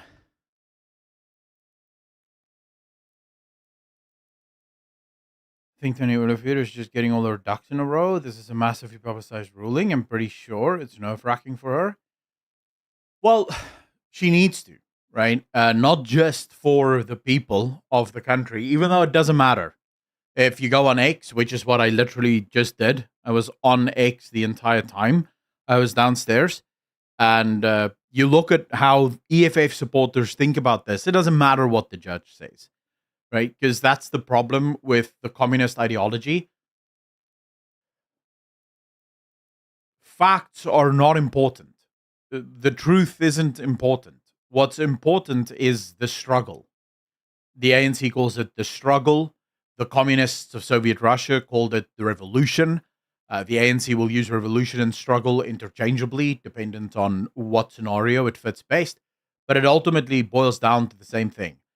Facts are only ever worthwhile if it advances the revolution. If it doesn't advance the revolution, the facts are changed. They'll invent new facts. They'll find new ways of arguing. They'll use silly arguments like tit for tat things. This is oftentimes what you see nowadays, quite extreme in the Iran war. So whenever you bring up the Iran war, there will inevitably be a leftist that will go, but what about Israel? And it's like, well, okay, why are we playing whataboutisms? We're dealing with Iran here. It doesn't matter what Israel did. We can deal with Israel, but that's a separate issue. The issue at play here is Iran. But this is how communists think. This is how the communist mentality works. And you're seeing it on the right with the Marxist right, people like Tucker Carlson, Candace Owens. You're seeing it on the Marxist left. It's these whataboutisms. It's because you can't actually defend what Iran has done. And so you go, well, I'll defend Iran by pointing towards someone that is more evil than Iran, in my view. And I'll be like, well, you can't deal with Iran because look how evil Israel is. And it's like, well, why can't we deal with both? Why do I need to go, oh, this guy isn't as bad because this other guy is worse? That's not how that works. They do the exact same thing here. The facts are... The facts are merely ever used in order to strengthen the arguments that they make. And whichever facts don't strengthen those arguments, those are racist or vile or, white supremacy.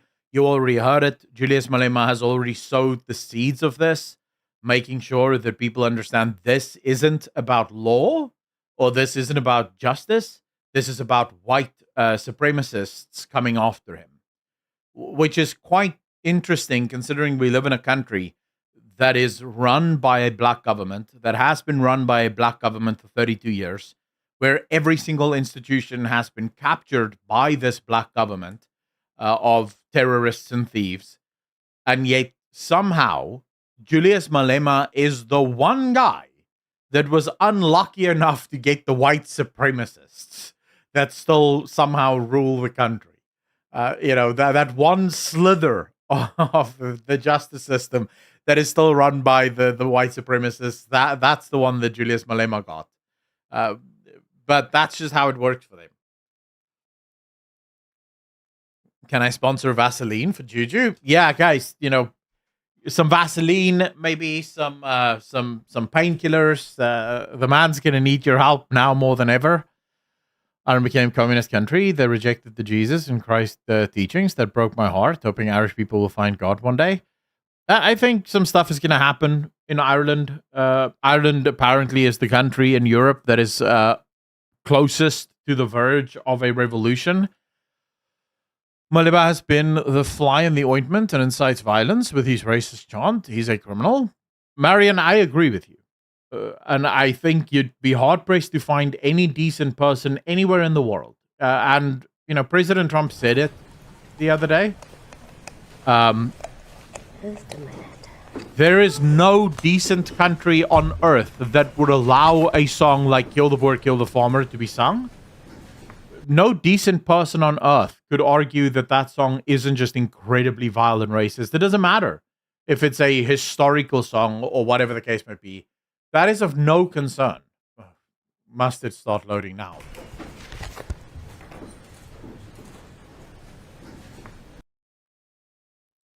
ENCA, are we seriously doing this right now?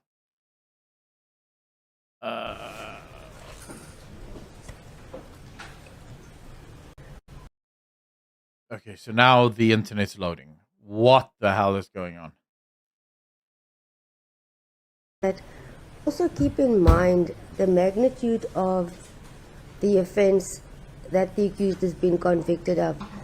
We've heard daily or weekly of children playing in their front yards in the street who are caught in crossfire, random shots fired, killing people. It's just the first time that we hear it's being called celebratory shots. Yeah. And in essence, the accused, all as stated, are equal before law. But in your instance, it cannot be said that you are not accountable due to the position you find yourself in. You are accountable to members or citizens of this country, to your followers, to the youth. And that accountability stems from your position. And that is where I'm going to end this. You may please stand up. Here we go, boys. Here we go, boys and girls. Not the court only. I'm sorry. Maybe I should be clear. Okay. Sorry for that. All right.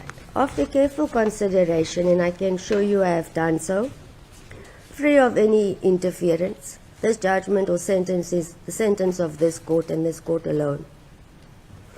In respect of count 1, you are sentenced to a period of 5 years imprisonment. Ooh. In respect of count 2, you are sentenced to a period of 2 years imprisonment. In respect of count 3, you are sentenced to 20,000 rand or to undergo 6 months imprisonment. In respect of count 4, you are sentenced to 20,000 rand or to undergo 6 months imprisonment.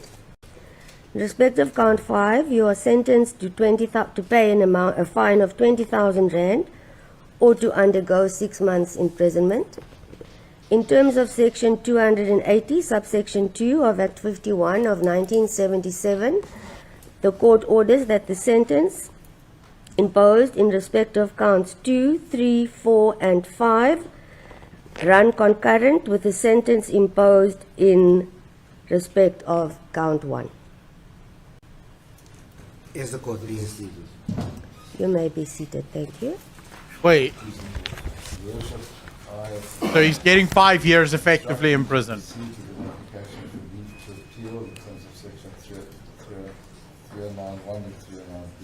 May we, Advocate Olu, sorry not to interrupt you, may we just deal with the section 103 inquiry and then we can proceed to that part. I assume you are ready for that part as soon as we've dealt with the 103 inquiry. Yes, Your Worship, and full bail pending outcome of the appeal. Certainly. Okay. Okay, 7 years, but 5 years is the original one. There's going to be a concurrent sentence, so it's going to be 7 years because it's 5 plus 2. But we all know that it's not going to be 7 years, right? So that's why I'm saying 5 years, because the 2 years might just be sort of for good behavior or whatever. Just unless it's not clear, the next step of this sentence is that the court is obliged to deal with the provisions of section 103, subsection 1 of Act 60 of 2000, meaning that the determination of unfitness, as I've explained in the beginning of the sentence, should not be made separately before sentencing, as information relevant to such fitness may emerge during the process of mitigation or circumstances, and the inquiry in terms of Section 103(1) Act 60 of 2000. Since in terms of Section 1, the accused is deemed unfit to possess a firearm or license in future by virtue of having been convicted of a crime specified in Section 103, subsection 1 of Act 60 Actually, you of guys are 2000, right.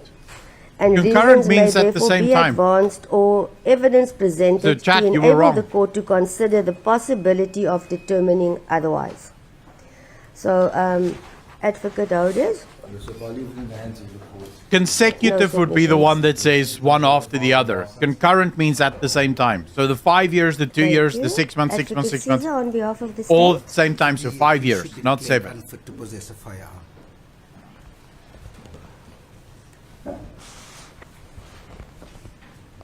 Yeah. I don't know why my brain just clutched here. I'm going to chalk it up to blood loss. I don't know what you guys are going to say Due to went wrong the in reasons chat. provided by but- court during sentence, and that we are dealing with unlawful possession due to the virtue of the nature of the offences, the court therefore makes no otherwise order, and you remain to be deemed unfit, and it is followed by the following further order by court. That Section 103, subsection 1, read with the provisions of Section 104 of Act 60 of 2000, the accused then remains to be deemed unfit, and the effect of the declaration of unfitness is as follows. All competency certificates, licenses, authorization, and permit issued in terms of this Act to any person who becomes or is declared unfit to possess a firearm in terms of Section 102 and 103 cease to be valid from the date of the conviction or the declaration, as the case may be. B, despite the noting of an appeal against the decision of a court or the registrar, the status of unfitness contemplated in paragraph A remains in effect pending the finalization of the appeal. Further, a person who becomes or is declared unfit to possess a firearm in terms of Section 102 or 102.3 of Act 60 of 2000 must within 24 hours surrender to the nearest police station all competency certificates, licenses, authorizations, and permits issued to him or her in terms of this Act, all firearms in his or her possession, and all ammunition in his or her possession. Therefore, You may no further, longer it have should guns. be noted that subject to the provisions of subsection 9, subsection 3, subsection B, and after a period of 5 years calculated from the date of the decision leading to the status of unfitness to possess a firearm, the person who became or becomes or deemed and declared unfit to possess a firearm may apply for a new competency certificate, license, authorization, or permit in accordance with the provisions of this Act, being Act 60 of 2000, the Firearms Control Act. Yes, the court please. All right. They are going to appeal. I'm just So waiting what we to are hear left if with he's is getting the leave to application. appeal Are you or ready to just to proceed appeal. now? Okay. You just get that part of it ready. I'll be with so you. what we left with is an application for leave to appeal against conviction and sentence, and an application for bail pending the outcome of the proposed appeal. Yes. If the leave is not granted, then it will be bail pending the outcome of the petition.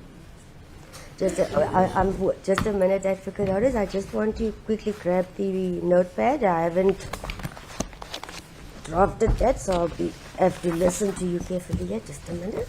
Okay. Thank you. I'm ready. Thank you. So this is an application for leave to appeal in terms of the provisions of section 309(1) and 309 capital B of the Criminal Procedure Act 51 of 1977, which provides that we can commence immediately by oral address, but provided we list all the grounds. So it's an application for leave to appeal to the High Court of South Africa, Eastern Cape Division, held at Grahamstown against the whole of the judgment convicting the accused of, firstly, unlawful possession of a firearm in contravention of Section 3 of the Firearms Control Act 60 of 2000, to wit a .223 Marinka rifle and or a firearm. I can't put it any louder. State without holding a license, permit or authorization.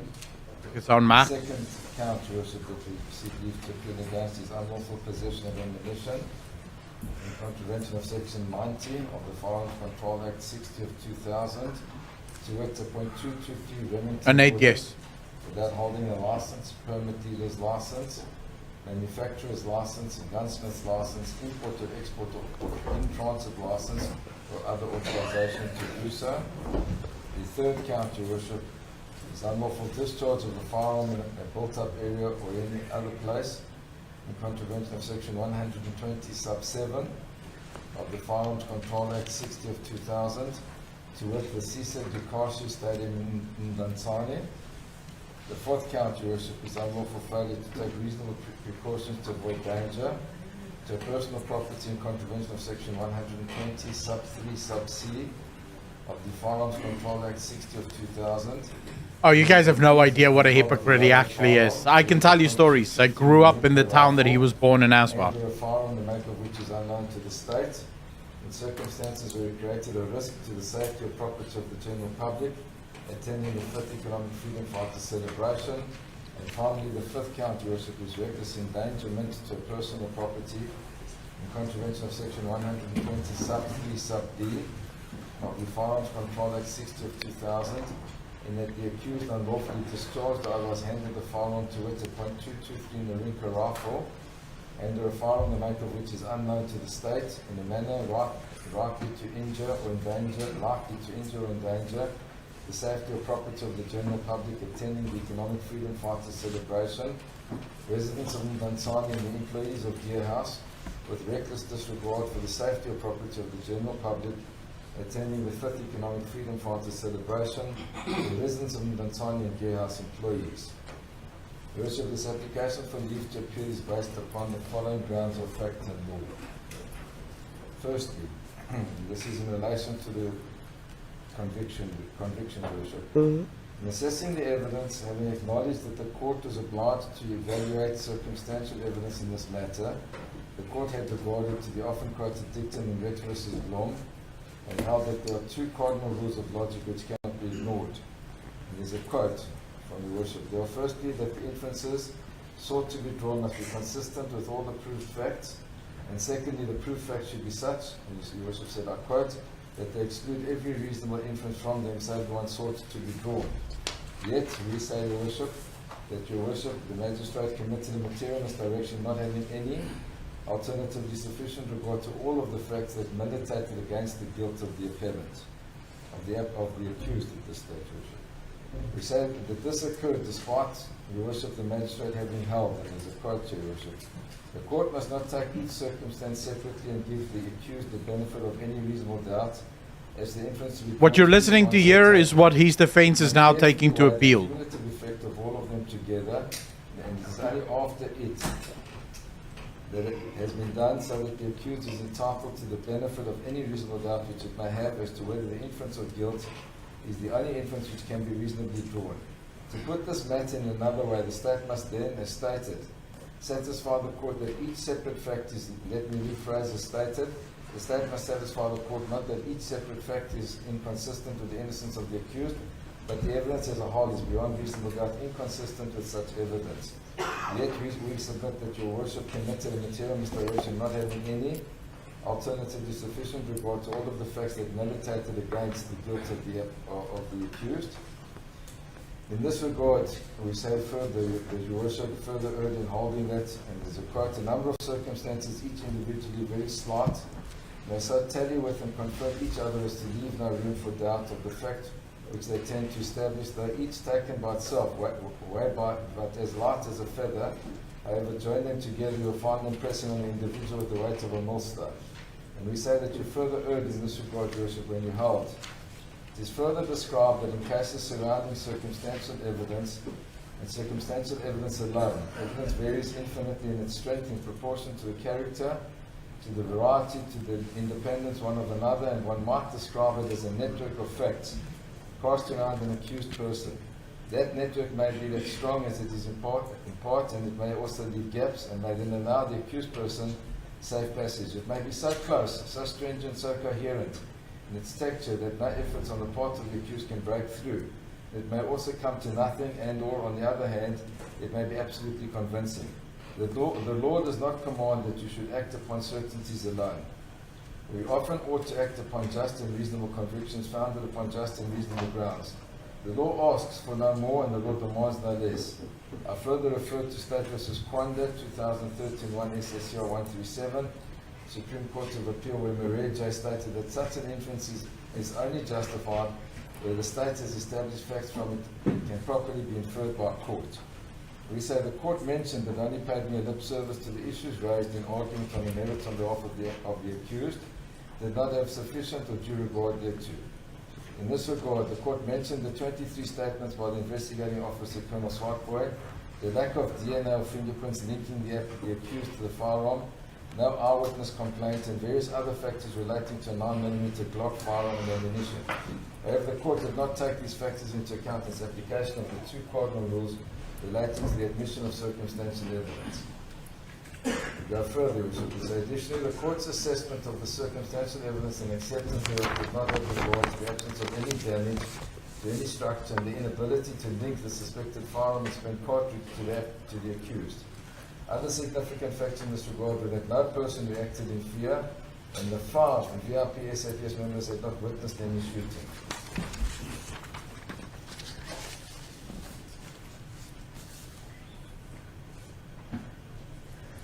Okay. I'm sorry if you can just mark there where you are busy with. She's informing me that there's a sound coming that she needs to check from our court recording machine, and I just please don't want anything to go wrong with our recording of the stage of the proceeding. So she's asking that we just adjourn for her to check and that all cables etc. are in place. I'll just leave, please. Oh my goodness! Here we go again. Just leave it here, and then I'll be when you're ready. Just they'll indicate to the police, and I'll enter. Thank you. Court will adjourn.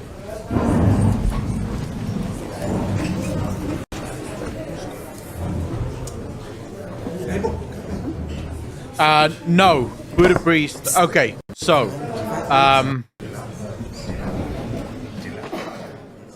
let's do this. Keep it a bit quiet so that you guys can see. Let me first say, Unseen, thank you so much for the 99 rand donation. Really appreciate you, sir. Okay, so to answer anyone that may have missed it, the judge found Julius Malema guilty, obviously, a few, like 2 or 3 months ago. We now have the sentencing, and the sentencing was as follows. On the first count, 5 years. On the second count, 2 years. On the last 3 counts, it's 20,000 rand or 6 months in prison. So 60,000 years, and then a combined year and a half of prison time. But the judge at the end said, under one or other section, that this is a concurrent sentence. In other words, the 5 years, the 2 years, the 1.5 years, or the 60,000 rand, all of this coincides. So if he sits in prison for 5 years, he would have served the 2 years plus the year and a half that he would have had to sit. So these are not consecutive sentences. These are concurrent sentences. So he's got 5 years in prison, effectively. Now, his lawyers is now busy labeling their appeal, basically explaining what they found that was wrong, what they don't agree with the judge or the magistrate on, what they think the magistrate got wrong. And so we're going to find out as soon as they get back what the judge has to say, because there's 2 options in front of us right now. Option number 1, which is what they asked for. Julius Malema's white attorney started by saying, we ask for leave to appeal. That's super important. You can ask to appeal, or you can ask for leave to appeal. Appeal means your client is going to serve his prison sentence whilst you appeal. Leave to appeal means that the judgment should almost be set aside. It's not officially set aside because that's an actual legal term, but the judgment should be postponed until the appeal has been handled. So the guy continues to live his life completely free of charge until all of the appeals have been exhausted. And there's a number of ways in which you can appeal, because you can appeal to first to the appellate court or the appeals court. But then you can also take it to the High Court of South Africa. So once that's finished, and this is a way to pad it out. So you go to that court, and then if that fails, you go to the High Court, and if that fails, you go to the Human Rights or to the Constitutional Court, and you charge constitutionality. So there's all sorts of ways that you can really pad this out, and he could still be in court and free for the next 10 to 15 years if he really wanted to play it that way. So it's, I don't know if there will ever actually, I don't know what the exact legal lease is for leave to appeal.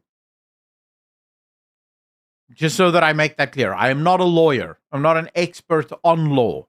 I've gone down some rabbit holes with the law, and I've read some articles about how this works. But I'm not an expert, so I don't actually know exactly in what circumstances a magistrate can or can't apply leave to appeal. I genuinely don't know these things. So on that front, I can't really answer you guys. Maybe there is an attorney here that can actually explain to us, like, is there a circumstance in which a judge can or a magistrate can say, look, there is no leave to appeal, or is leave to appeal pretty much a foregone conclusion?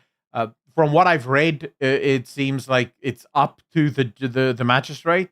It's completely their sort of prerogative. But I might be wrong, because the law is super difficult to follow. That's why we have attorneys that charge thousands of rands.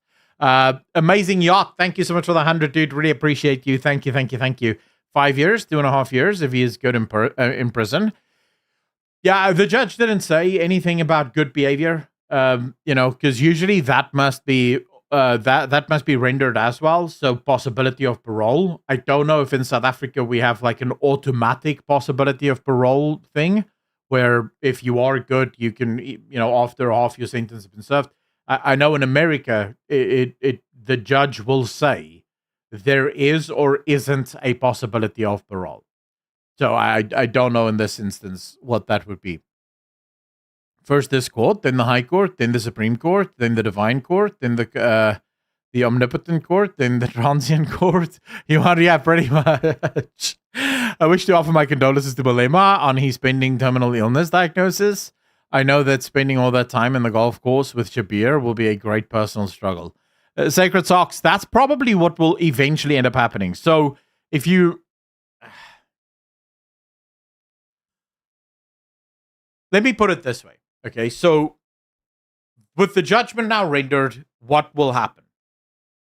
Julius Malema will appeal. He will immediately appeal.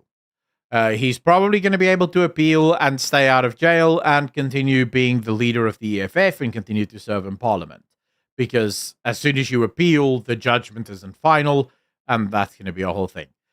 He's going to continue to appeal for as long as is humanly possible, and for most ordinary people like you and me, we can only appeal for as long as we have actual money.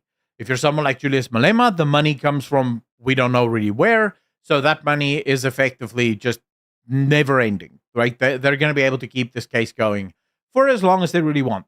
By the time this reaches the High Court of South Africa, which I actually believe is the final court that you can go to, if that court says no, now you're out of appeals. But if you space this correctly, you can be in court for the next 10 years before you ever have to face charges. So that's what he's going to do. And if by that point he has still been found guilty of all of the charges and he still goes to jail, what will happen is he'll go to jail and then he will get out on medical issues, right? That's just how it's going to be. I have no doubt in my heart, because that is just how life works. I don't see the court is back yet, at least not with the NCA. But yeah, my personal opinion, we're not going to see him in jail. And I sort of said this from the beginning, right? Julius Malema is a politician. Politicians, and specifically black politicians in South Africa, do not face the consequences of their own actions. We have a giant problem in this country, and it goes to. I'll complete this afterwards. Giving any real regard to the viral footage and no further findings required regarding the said footage. So what we're saying is, Your Worship said it's real evidence, it was allowed, it was referred to, and eventually Your Worship said it's not inadmissible, it hadn't been proven. Then we say the court further urged in having regard to the state witnesses en masse and holding that they were credible, reliable, and truthful. The court cannot find any bias, prejudice, or any motive in the evidence of any of the state witnesses to indicate otherwise. This was premised upon the court having been very impressed by Colonel Godleka, who was described as being a brilliant witness and had left no stone unturned. He had dotted every T and dotted every R. He had not made any mistake as far as the custody chain or the handling of the exhibits or serial numbers contained. The court finds him in all the above then as stated credible, reliable, and truthful.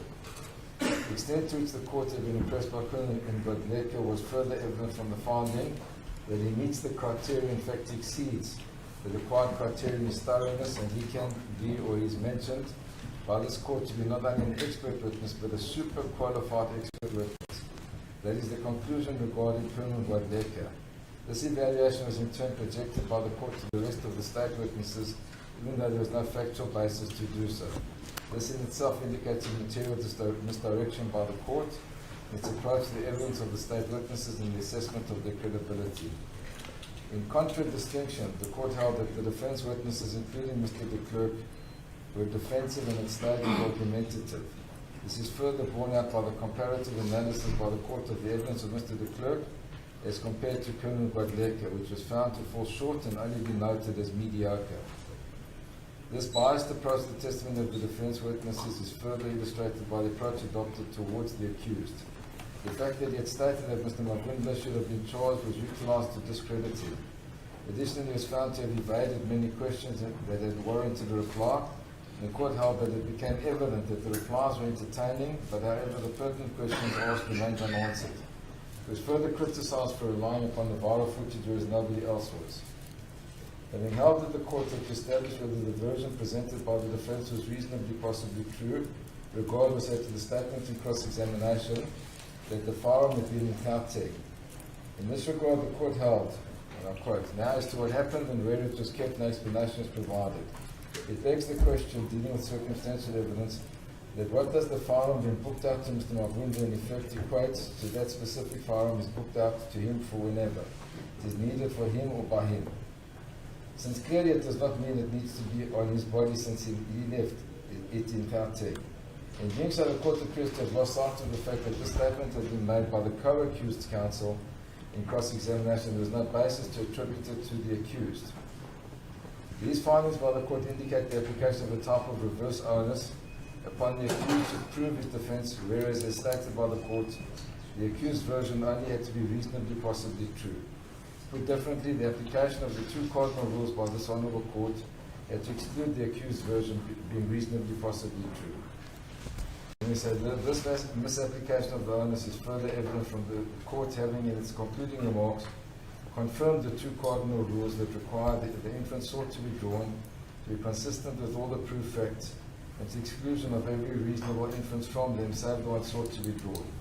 This could never be the case in the absence of any objective corroboration that one would have expected to be present at the scene, such as damage to property, injury to people, or at the very least an expression of fear by anybody from the many people that have been in attendance at the celebration. And finally, in relation to the conviction, Your Worship, what he says, at the very least, it cannot be said that now the court might find differently or have a different assessment of all the evidence led in this trial. Consequently, it is respectfully submitted that the accused is not only a reasonable, but a good prospect of success on appeal. This application for leave to appear against the convictions ought to be granted. In relation to sentence, Your Worship, we submit the following.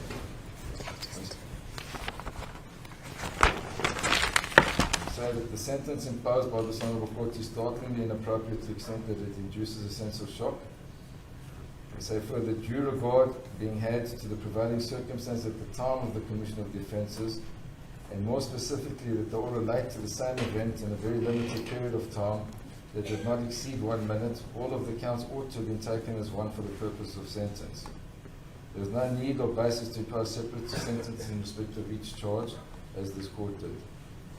We say further, insufficient regard was had to the personal circumstances of the accused. Most significantly, he is a 45-year-old first offender who was 37 years old when his offences were committed. He has not been convicted of any other offences in the interim. Additionally, he is married, he has 3 children and a wife to support. He is in full-time employment. He is also involved in community projects and regarded as an asset to the community. There is no basis to contend that he is a danger to society, thus ought to be removed from society. He's not an asset.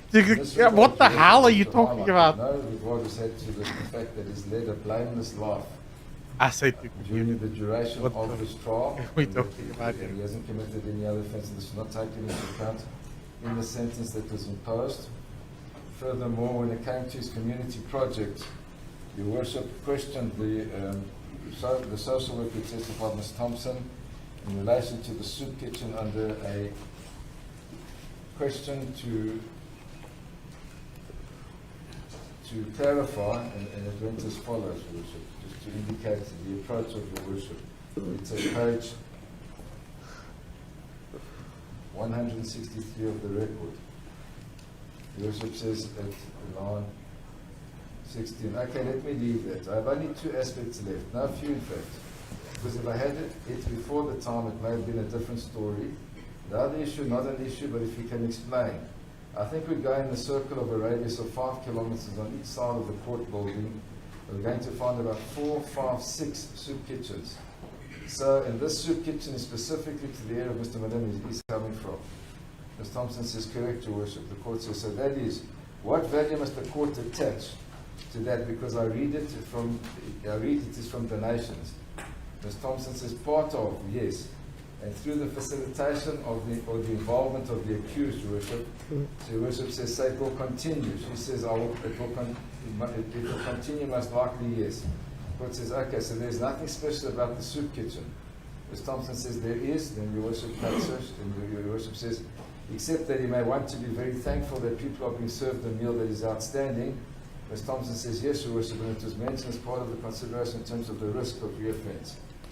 So the point we're making, Your Worship, is Your Worship undermined with respect the role that the accused makes to society.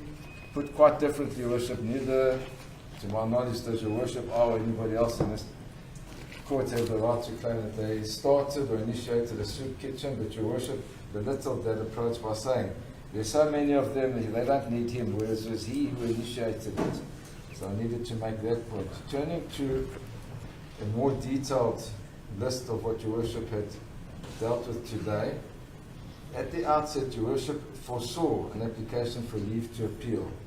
When Your Worship said, as to the firearm received from TSS, I dealt with this in my judgment, it will be an aspect for leave to appeal in the merits. There's no such finality in my judgment. This will rest until the leave to appeal.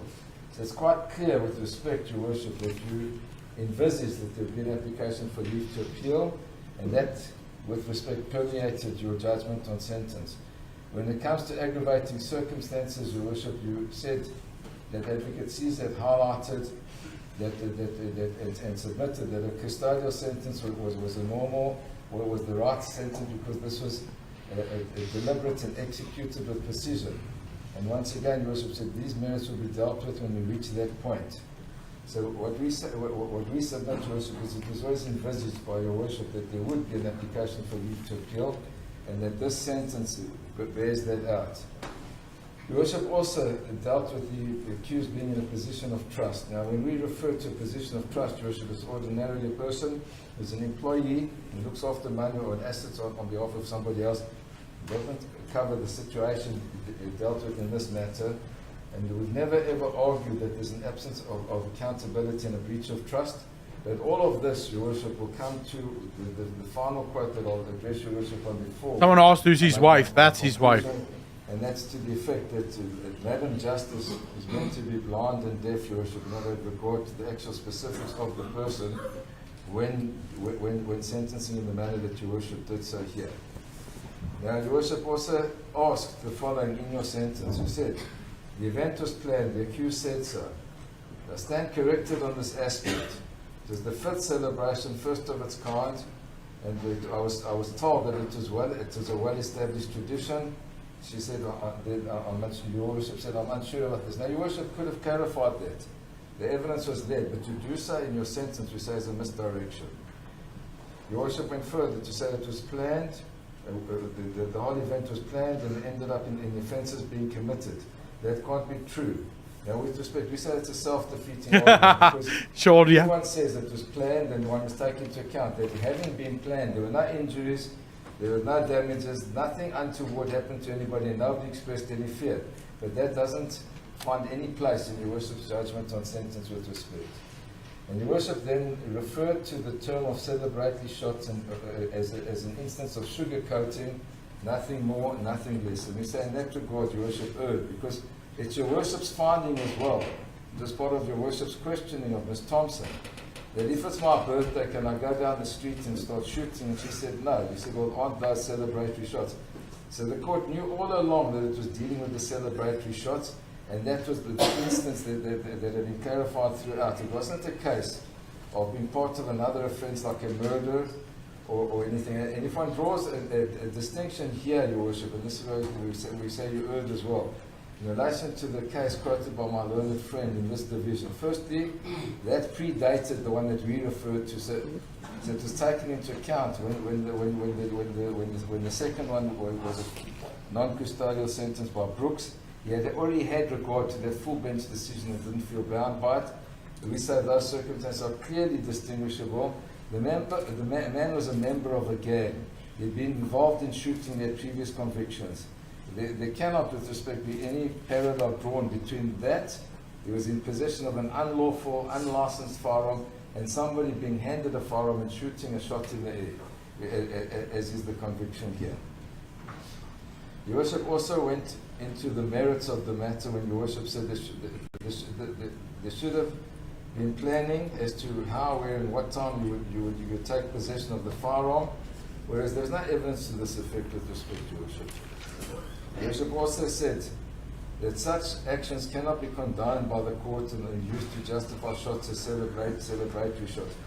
Your Worship, when we're dealing with sentence, we're not asking for condemnation. We're actually asking the court to lend the sentence or the punishment with mercy. So there's no aspect of condemnation that comes to the fore because the person's already been found guilty. So we say you erred in that regard as well.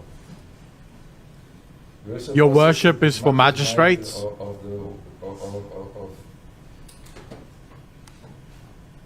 Of this matter being brought to court or not being brought to court. Now, with respect, Your Worship, the accused was asked on this. He was asked, who do you think is behind this? And he gave the version. He said, I believe AfriForum is behind this. That was his version. This has caused a lot of consternation in this court. Even Your Worship yesterday said to my member of my team, Mr. Ngayatobi, why are you bringing AfriForum into it? And all he said was, it's in their heads, I'm quoting, and then Your Worship left it once it had been said it was the state that had raised it, and it was unfair to attack Mr. Ngayatobi in that regard.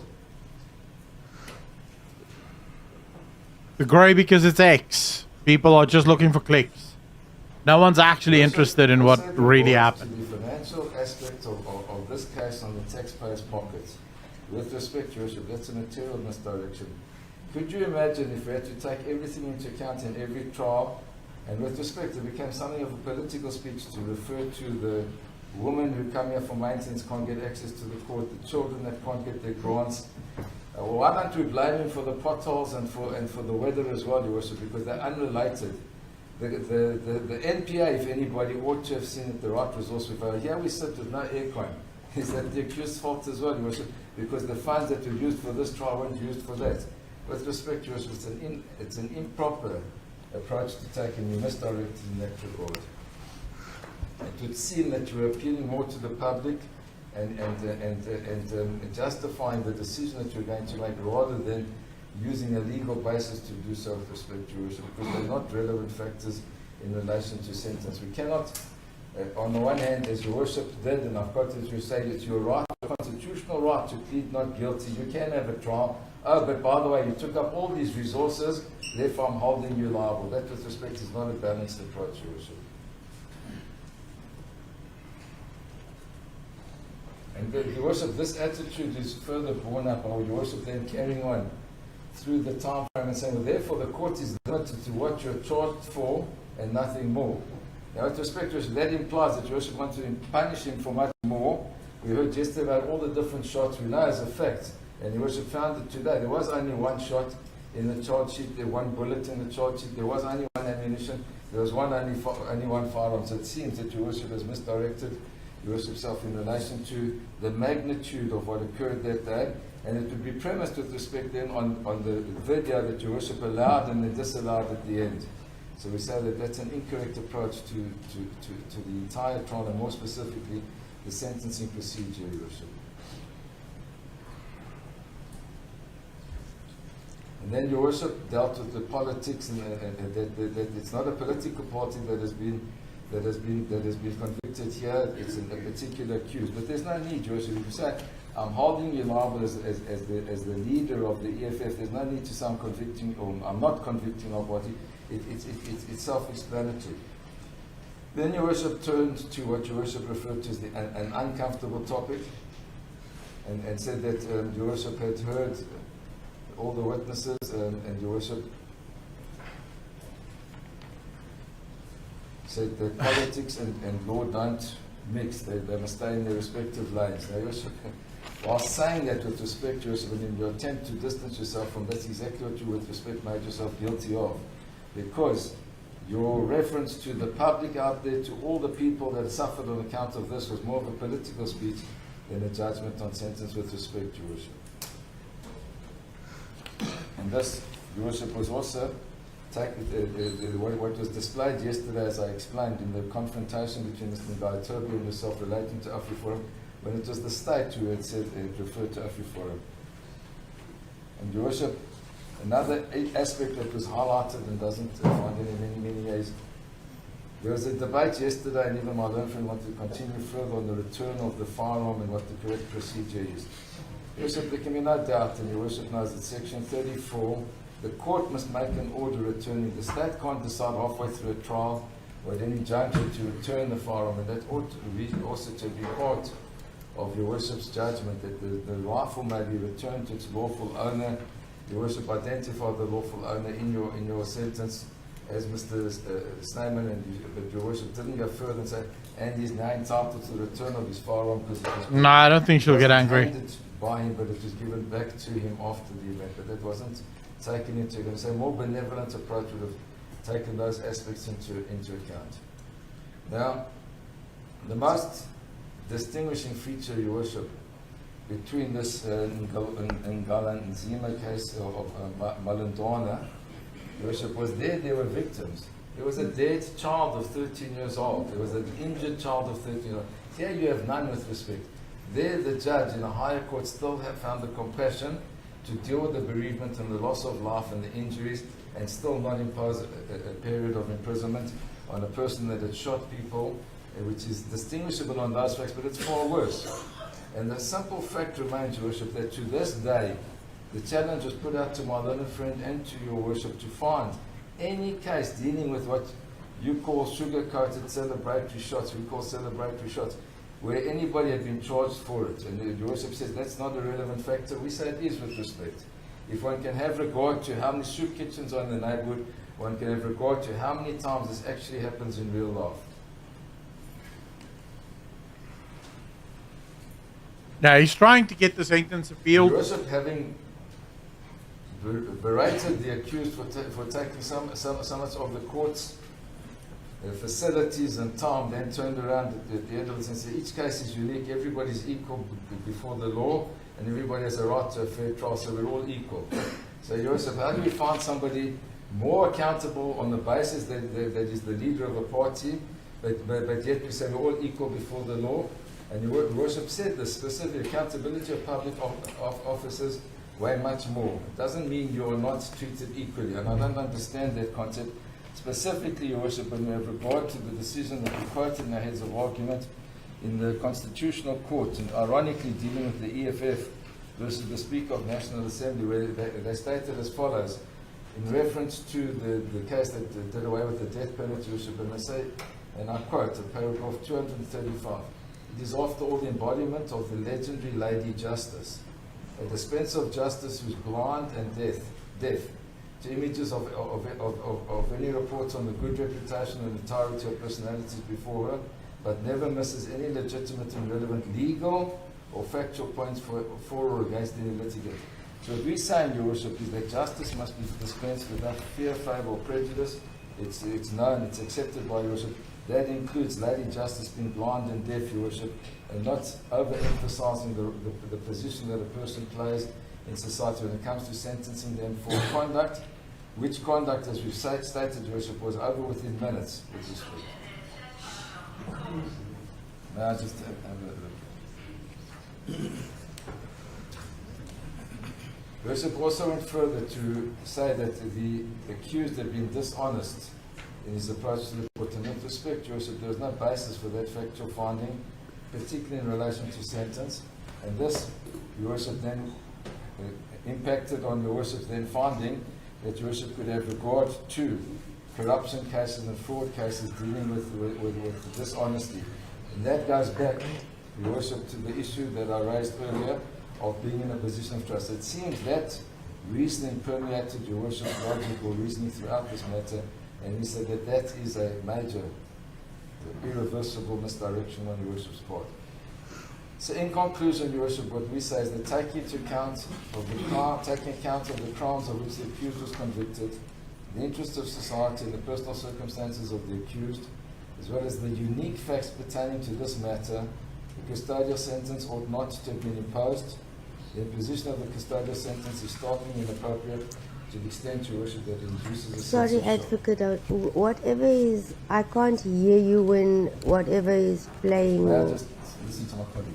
No, not at the back. There's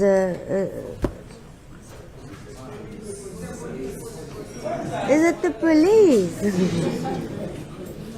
Please, Abs.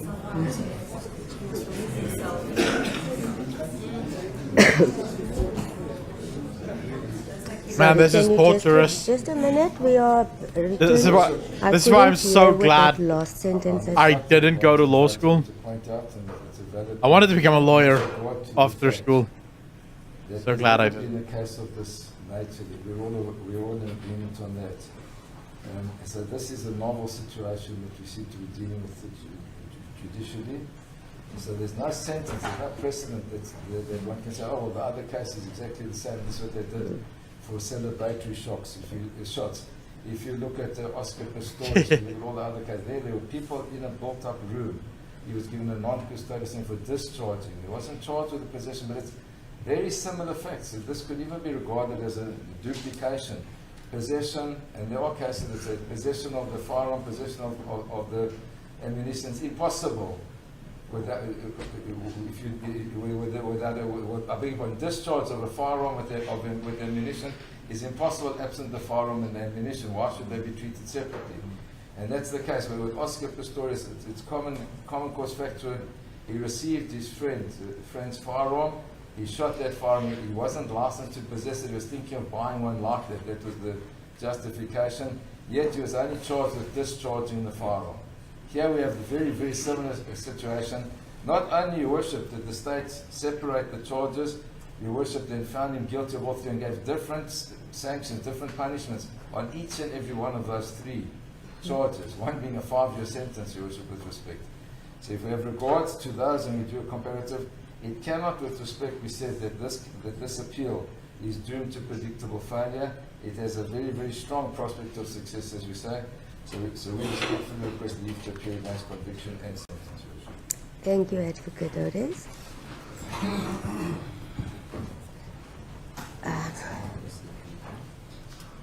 Advocate Caesar, I'm not sure if you already based on what you've heard.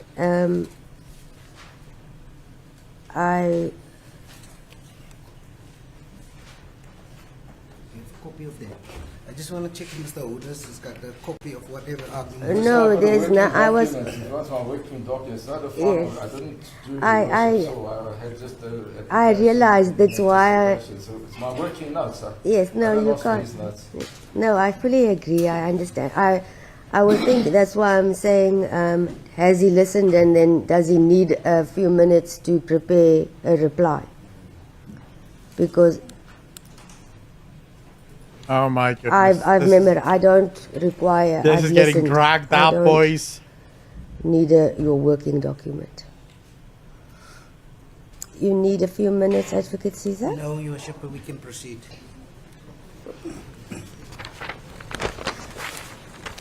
For it.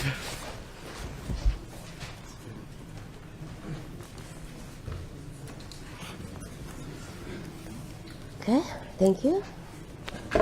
If my understanding is correct, Your Worship, this application deals with now with Section 309 of the Criminal Procedure Act, where leave to appeal is applied from the Magistrates Court to a High Court.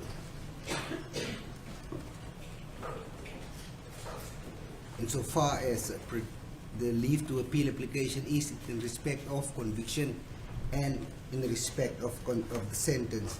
One of the factors that has been mentioned, if my memory serves me correct, and counsel can point out to me whether it is inaccurate, that Your Worship failed to take into consideration that the principles in Rex versus Blom relating to the only inferences relating to the incident in question, that the accused did in fact possess the firearm and that he did in fact fire those shots. This is our submission in that regard. The court took into consideration all the evidence, including the video evidence, which the court deemed to be admissible. And like I've already said previously, that it was enough evidence for the court to come to that particular finding that the accused did indeed fire that particular shots, and that there are no prospects of success relating to the conviction and sentence in this regard.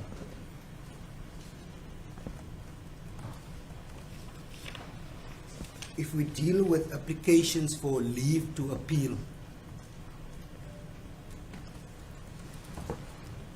I've heard counsel say there are good prospects, but that's not the only requirement. The mere possibility that another court might come to a different conclusion is not enough to convince the trial court to grant leave to appeal. The reason for that, why the courts have taken such a view, if Your Worship is of the view that the conviction was correct, allowing an application for leave to appeal will absolutely amount to a waste of judicial resources when there's no prospects of success. I submit that counsel might have an arguable case, but there's no realistic chance insofar as the conviction is concerned that he will succeed. It has been pointed out in so many cases, the Supreme Court of Appeal has stated what is the test of reasonable prospects of success, postulates it's a dispassionate decision based on the facts and the law, that the Court of Appeal could reasonably arrive at a conclusion different to that of the trial court. Sounds like you could actually In order to deny it. succeed, therefore, the appellant must convince Interesting. the court on proper grounds that he What's has the chances prospects of that the successful magistrate appeal, will deny it? and that those prospects are not remote but have a realistic chance of succeeding, most required to establish than that of a mere possibility of success. A mere possibility of success, an arguable case, like I said, or one that is not hopeless is not enough. This is basically what I said counsel have argued before, Your Worship. There must be a sound, rational basis to conclude that there is a reasonable prospects of success. Insofar as the sentence is concerned, that before I go there, I just want to say the court have thoroughly considered all the evidence. Like the court pointed out earlier, the court had a long judgment dealing exactly with every issue that has now been raised by counsel, whereas the court have made those findings in respect of each of the points raised, it's my submission insofar as the conviction is concerned, there is no reasonable prospects of success and no realistic chance that it will be overturned on appeal. And so far as the sentence is concerned, Your Worship is of the view that I did request that the 15-year sentence must be imposed. I also provide. But Michelle, what are the alternative chances that sentences which a may be magistrate will imposed just say to no? the accused. I'm satisfied with the sentence that was imposed by this court. As a matter of fact, I find it to be fair, and regarding to the facts of this case, there's also no prospects of success relating to this particular sentence, that a different court will come to a different conclusion, and that the court should dismiss this application. The issue with bail, I will deal with Your Worship as we go along, depending on the court's finding whether there are indeed prospects of success or not. Thank you. Thank you.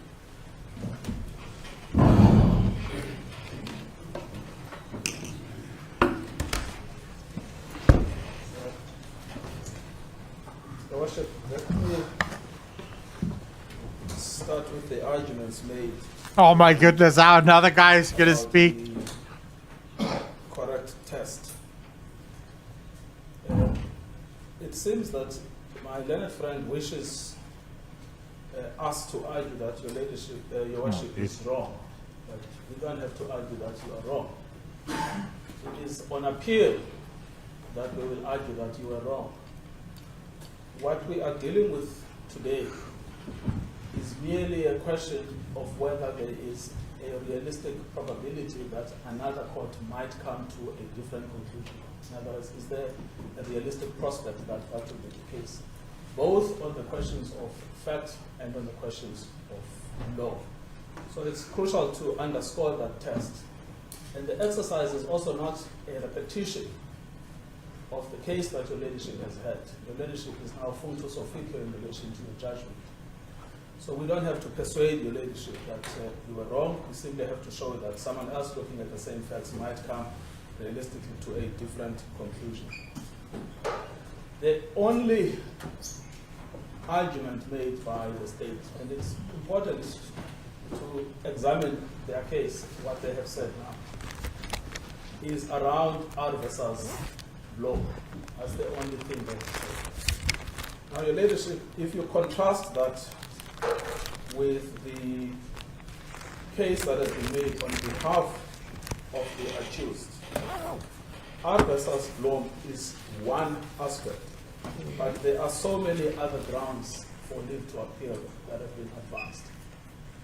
The reality, your worship, is that none of those have been responded to. What you have is just a generic submission that there is no reasonable prospect of success, and there is no reasonable likelihood that a different court looking at the different facts might arrive at a different conclusion. So in effect, you are then not dealing with an application on conviction that has been seriously contested by the state. They've raised only one ground and they've ignored each and every ground, and they've put them under this omnibus category that there is no reasonable prospect. So that's point number one, that actually this is not meaningfully opposed by the state.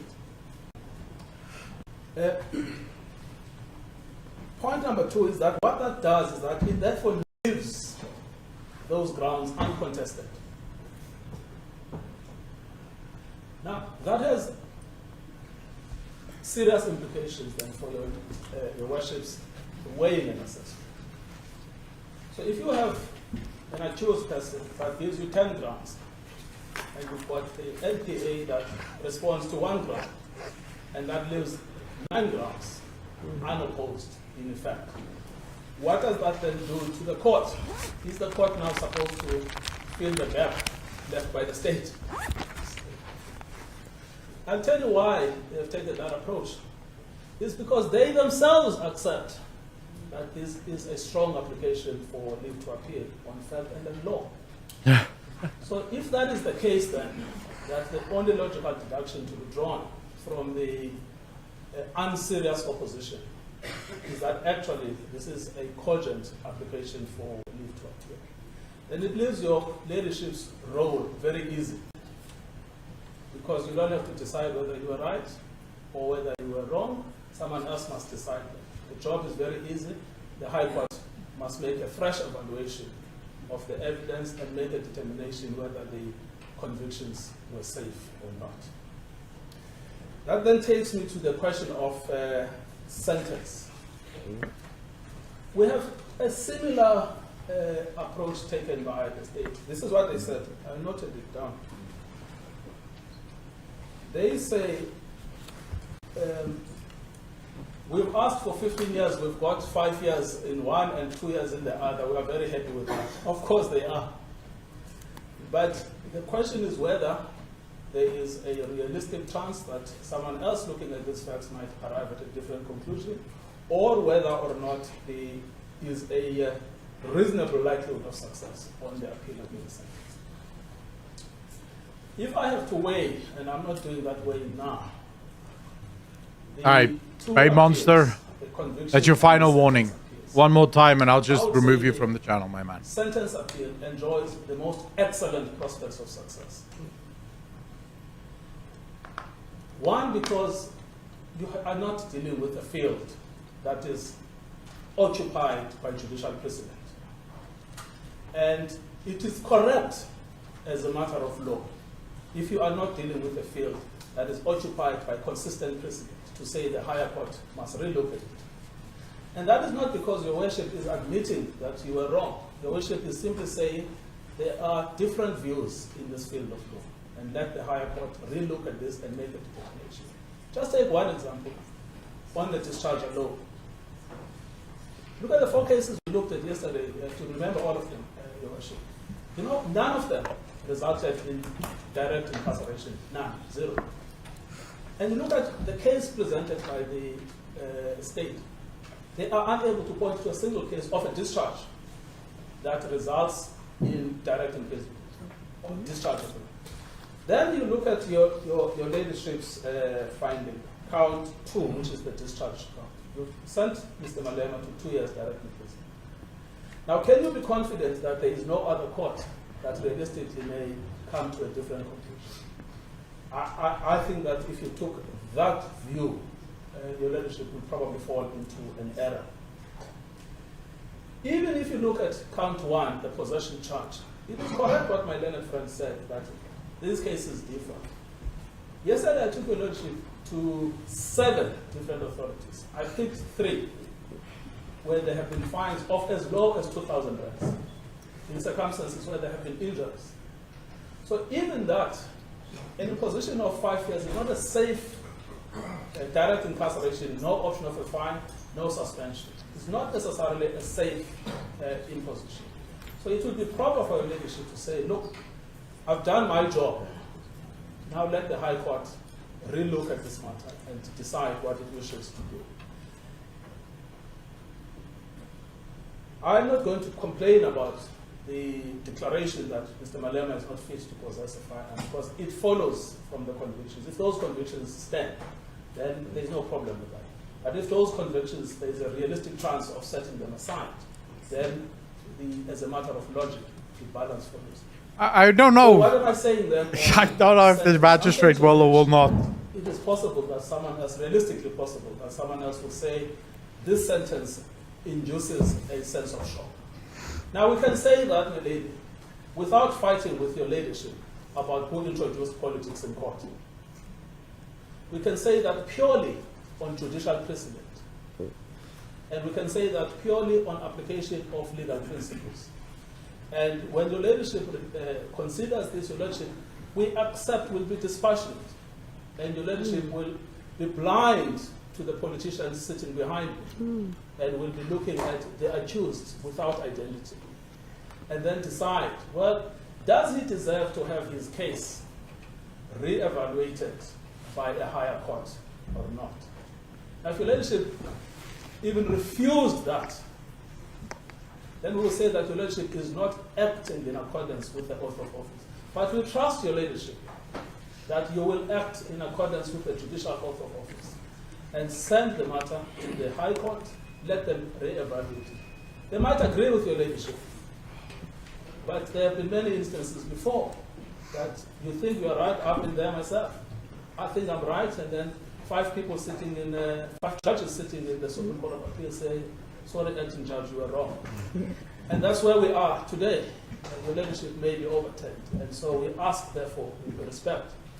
This is a discretionary matter, but at the same time, it is a matter of application. It's taking so long, dude. Like, holy so crap. We therefore ask that you send the conviction, you send the sentence to the High Court, as you please. Thank you. Today we speak the same language, law and not politics. No, but I actually never spoke politics. I just responded to a political speech. Yeah. Okay. I think we can return before 1. Since I've heard what you've said, Advocate Ouders, and thereafter Advocate Nkwaitobi and Advocate Caesar. It's not a difficult issue as you've stated. The law is clear. I'm going to extract the relevant parts and return, can we say 12:30? Yes.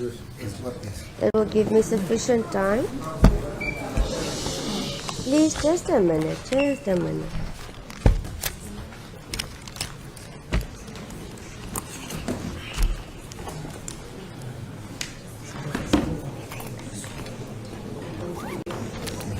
Okay, thank you. Court will adjourn. All right, so here we go. It is, we're now waiting to find out exactly what will happen with the appeal process. I don't know. I genuinely don't know what happens. It sounds like, Michelle, you're a lawyer, or at least the paralegal, or to some extent you know how this works, because I genuinely don't. I don't know how the leave to appeal thing works. And, in my opinion, you have a video of the guy shooting the gun, right? From that point forward, no court can find that he did not shoot the gun. There's video evidence of him shooting the gun. So if we're just going on that, I think it wouldn't be too much of a problem. But if you listen to the case or the arguments that were raised by the defense, they didn't just go against his the judge's sort of sentencing and the judge's the judge's arguments, right? They also went against procedure. So some of the things that the judge said that they thought were uncalled for.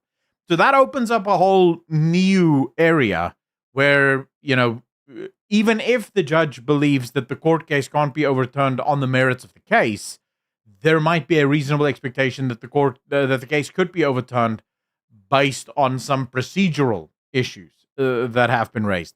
So they really did cross all of their T's and dot all of their I's in terms of how they're working on this. But I've studied quite a few modules. Oh, okay, Michelle. Okay, I get it. But you do at least seem to understand a bit more than what I do, so that's good. Azrael, thank you so much for the $20 donation. Dude, really appreciate you. Thank you. You're so kind. And Debbie with the 5 community subs, really appreciate you as well. Thank you. You guys are super, super kind. Thank you so much for all of your support every single day. It is absolutely incredible. Trump, we will jail him strongly. I'm going to be honest with you. I don't know exactly what is the next step here. I don't know if, as I said to you from the beginning, I don't think Malema will actually go to jail. That's not the way that South Africa operates. And if you look at the current situation of South Africa, a country does not get into that position by accident. Right? It's not accidental. Take a look at this case. All right. Julius Malema breaks the law in 2018. There is video evidence of Julius Malema shooting a gun in the middle of a crowded space in 2018. We are in 2026, And the case is now for the first time getting sentencing, right? And the judge delivered her sentencing. He got 5 years on the first count, 2 years on the second count, and then 3 counts of 20,000 Rand or 6 months in jail. We all know exactly what that will be. But even that is consecutive. It is concurrent sentencing. So, in other words, 5 years max. That's it. That's how much this man is getting in jail. I want to reiterate, just before we even get to the leave for appeal or anything like that, I just want to reiterate, this is a guy, right, that shot a gun in public in the middle of a crowded area. It was literally at one of the EFF rallies. In the middle of a crowded township, shot a gun into the air.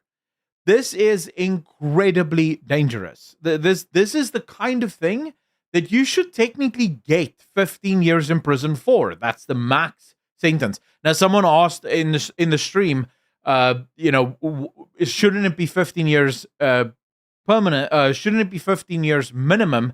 No, the judge actually dealt with that. The defense never argued for reckless endangerment, which would be a minimum. I think it was reckless endangerment. That would be a 15-year minimum. The defense never argued for that the prosecution never argued for that because I think they didn't think they would be able to get it. And so that was never on the cards. Instead, what they argued for was the unlawful discharge of a gun in public, reckless discharge of a gun in public, things like this, right? So things directly related to what happened and what they can prove. And the maximum sentence is 15 years. There is no minimum sentence. So the judge gave 5 years and 2 years and 6 months and 6 months and 6 months. But now we're in the leave to appeal. And there's a number of arguments that is being raised. None of them necessarily good, but if any one of those arguments at least gets the judge or the magistrate to a point where she has to go, maybe, then she'll give them leave to appeal. And then Julius Malema will drag this out for months and months and months and months, because why wouldn't he, right? Years even. Why wouldn't he? Why would you want to go to jail if you just spend other people's money and you're able to basically keep doing what you're doing? So there is a small hope that leave to appeal will not be granted. We'll find out in about half an hour whether or not that has happened. I don't know. The judge is going to respond, and she's probably also going to have a very long response to leave to appeal, but we'll find out how that goes. But this is the problem. Even if all of this happened, South Africa became the country that it is because we have one fundamental flaw in our system. There is zero accountability in this country if you are black. In South Africa, if you are black, there is an automatic, you are previously disadvantaged, and therefore you cannot be held accountable or responsible for any of your actions. If you break the law, there is some kind of blame on the apartheid system. When the police came out with their statistics not that long ago that shows that out of 60,000 criminals, about 57,000 of them are black. Right? Now, black people make up about 80% of the country. If you do your math, you will realize that black people represent almost 99% of all criminals in this country. So not even per capita is this making any sense. What was the sort of just absolute conclusion from all of the talking heads over on X? Apartheid.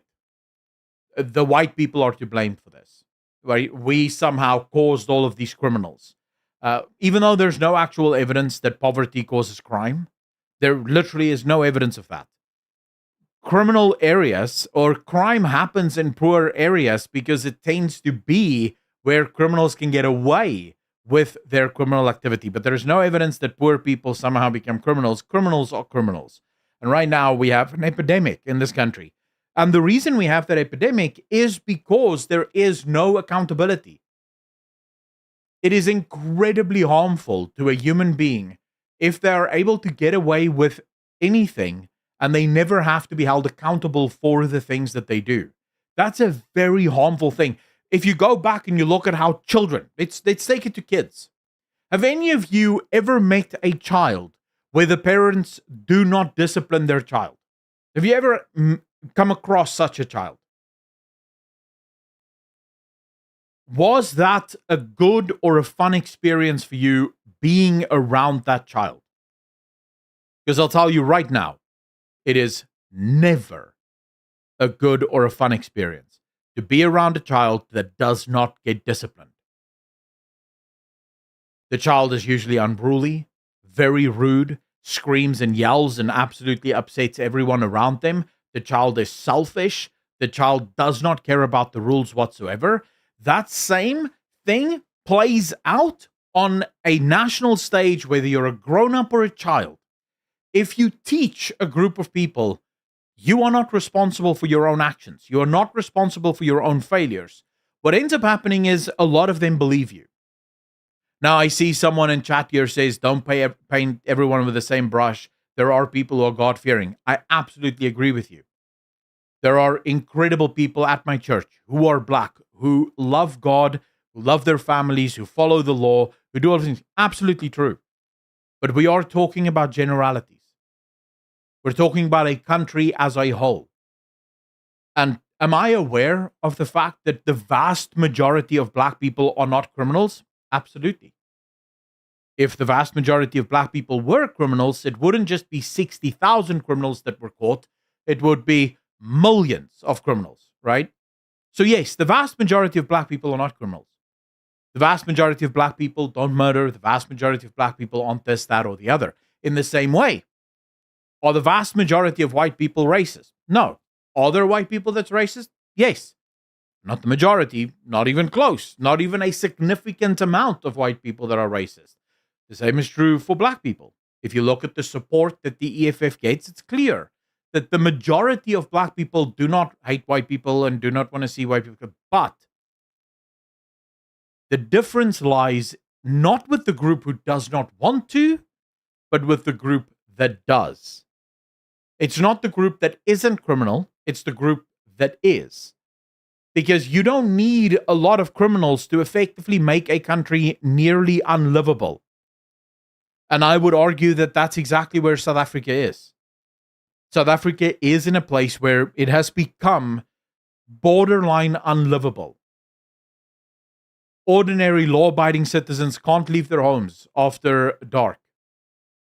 We need to live in homes that have bars in front of every single window, in front of every single door, alarm systems just for the odd chance of someone wanting to break in. We need to live in fenced neighborhoods with security guards controlling who can and cannot come in. Our children cannot play out in the streets for fear of being mowed down, being killed, being abducted, just a whole host of problems. You can't walk down the street without consistently feeling for your wallet or your cell phone. When a group of people walk past you, normally specifically young men, you immediately grab onto your wallet or your phone or your keys because you know this is the stuff that actually does happen every single day here in South Africa, right? These are all behaviors that we have learned to do because it corresponds with reality. It corresponds with what we see in reality. And that does not happen out of nowhere. That didn't just appear one day. That is what happens when you tell an entire group of people you are not responsible. You can do no wrong. Whatever failures you may have experienced, this is not your failures. This is the failure of white people. We must blame the white man for everything. And so what ends up happening is those elements. So I actually believe that society should be viewed in three categories. There is a tiny group of people that have what we would consider an internal moral compass. In other words, even when no one's watching, they won't break the law. Tiny group of people. Then there is a relatively large group of people. When I say large, I mean less than 10% of a society. So if you take 60 million people, there's maybe like 2% of people that have an internal moral clock. They will not commit crime, no matter what, even if no one's watching.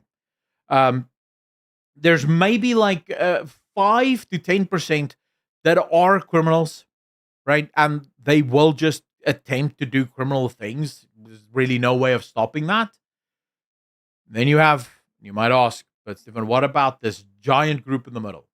There's almost 90% in the middle. What about them? Well, these are the people where it depends. Most of them are inclined not to commit crime, and the varying levels of crime that they would be willing to commit is absolutely vast, right? So one might take a pen that doesn't belong to them, but they won't shoplift. Another might shoplift small things, but they won't steal big things. Another one might see a 10 rand lying around and take it, but they won't go into someone's wallet, and someone else will just grab it. The thing that makes sure that they don't is the fear of actually being caught. It's not so much that they won't do it because they internally feel that they shouldn't. It's the fear of being caught, really. Or it's the creation of a moral framework that they buy into. So, for example, if you're a Christian, there's a moral framework that is built that once you accept Christ, you also accept the moral framework, right? And then there's rules that are laid down that you cannot cross. And, a lot of other faiths have similar rules that you can't cross. But then you also have a group of people that don't really care about those rules because they're not under those rules. And for a lot of them, it's basically just, am I going to get caught or am I not? And what happens in a country like South Africa is when most of them realize that there really is nothing wrong, right? And even if you are caught, you can still get away with it. And what's really the problem? What ends up happening is more and more of those people that would otherwise maybe not have committed a crime because they're afraid of being caught, now will happily start committing crime. Because they know that even if they are caught, not much will happen. And that is what I believe we're experiencing here in South Africa. And that's why I believe Julius Malema will not end up in jail. Because that's how it works here in South Africa. If you're a criminal in South Africa, you will get away with it. That's just how it is. Christian doctrine has also been distorted. In what way? The determining. What about shooting of rifles at a funeral? It's irresponsible. So, Marian, when you talk about what rifles are you referring to? Because if you're talking about, like, for example, the military rifles, those are blanks that's being shot.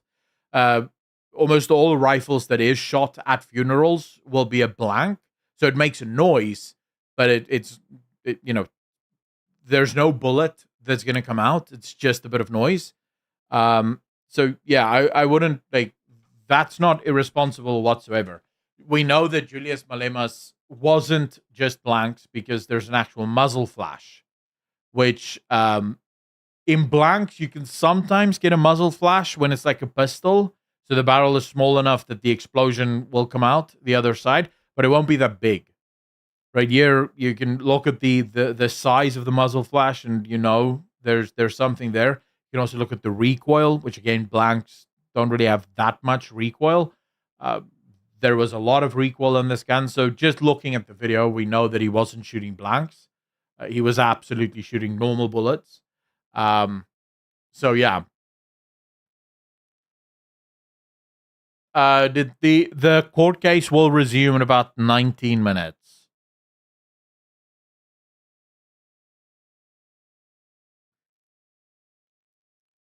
And then we'll find out if he gets leave to appeal. I'm not even entirely sure if it matters. Does it? Doesn't it? I genuinely don't know.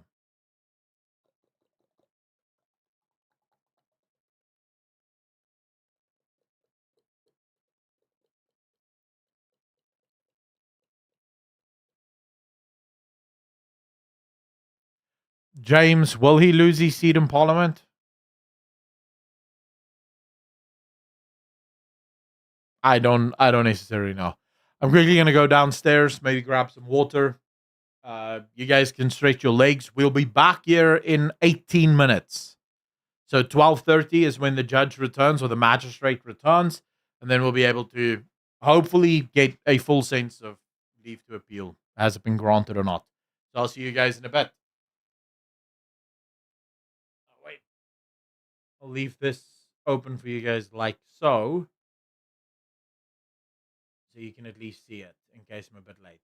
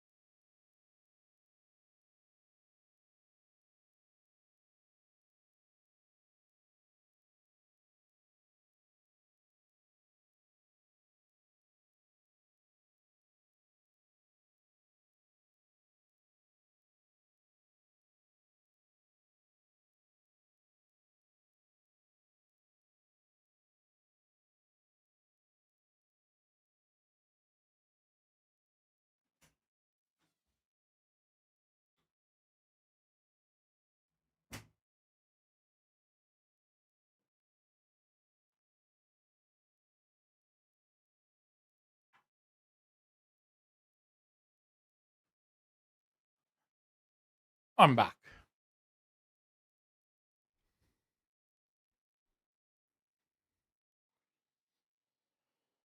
Spicky, how you doing, sir? Gamer Republic, how you doing? It's true we live in a fallen world, but empathy for those who choose evil is never meant to be tolerated. No.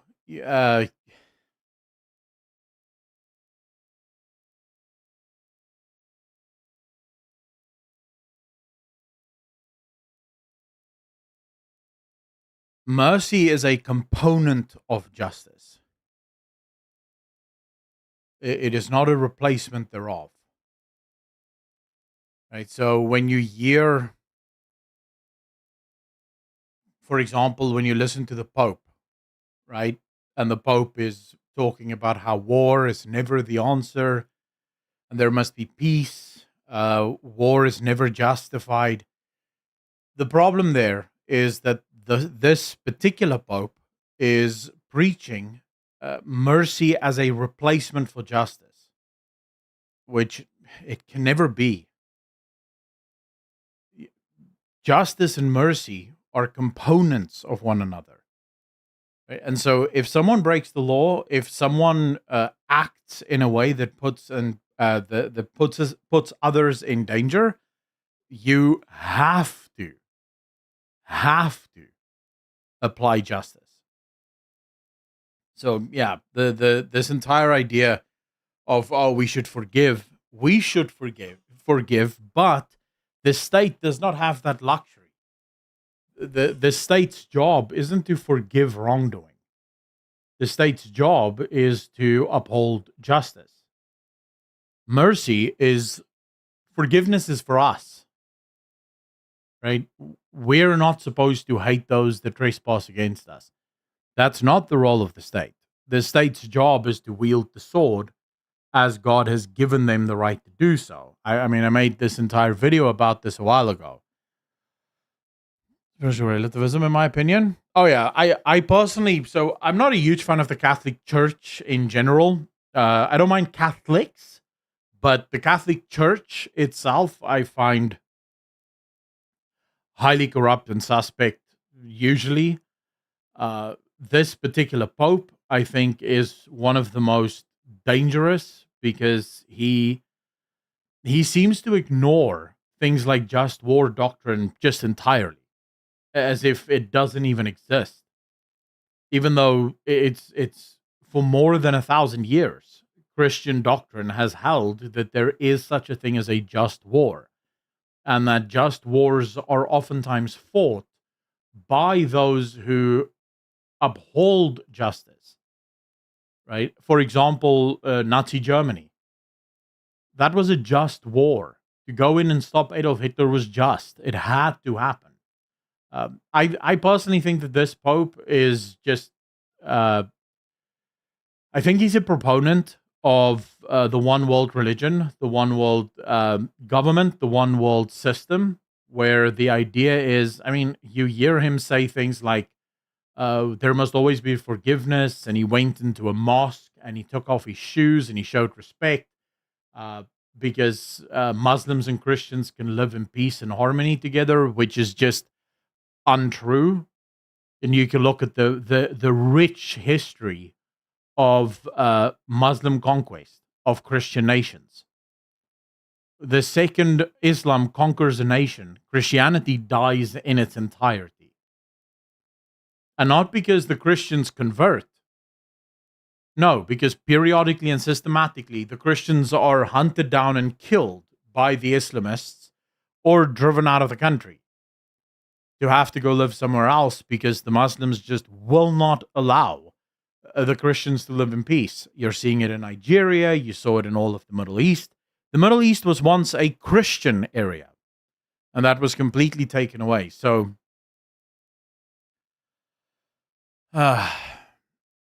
except the Crusades still hang over those statements. Jonah, in what way?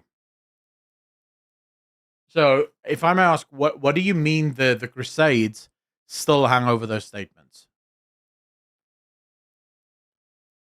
Who don't believe in just wars are people who mistake forgiveness for peace. JM, I think the biggest problem, and the reason I think that there's people who completely ignore it, is there is a subset of Christians on the right, and then almost all of the people on the left who have this childish belief that we are capable as humans of building utopia right here on Earth. Right? So utopia is an achievable goal and one that we should strive towards in achieving. The issue with that is every single system that has ever tried to create a utopian environment has ended up killing millions of people in the pursuit of utopia. And I mean, you can argue that there were a lot of corrupt people in the Soviet Union who just wanted power, and that's absolutely true. But you can go read a lot of the things that was written during the Soviet Union. There were genuine believers in the Soviet Union, people who genuinely believed that communism can lead to utopia, and who justified a lot of the killing and a lot of the suffering because they were pursuing a righteous end. And they understood that in order to get to this righteous end, you have to kill a couple of people, right? That just has to happen. Utopia cannot exist on this earth because you're dealing with corrupt people.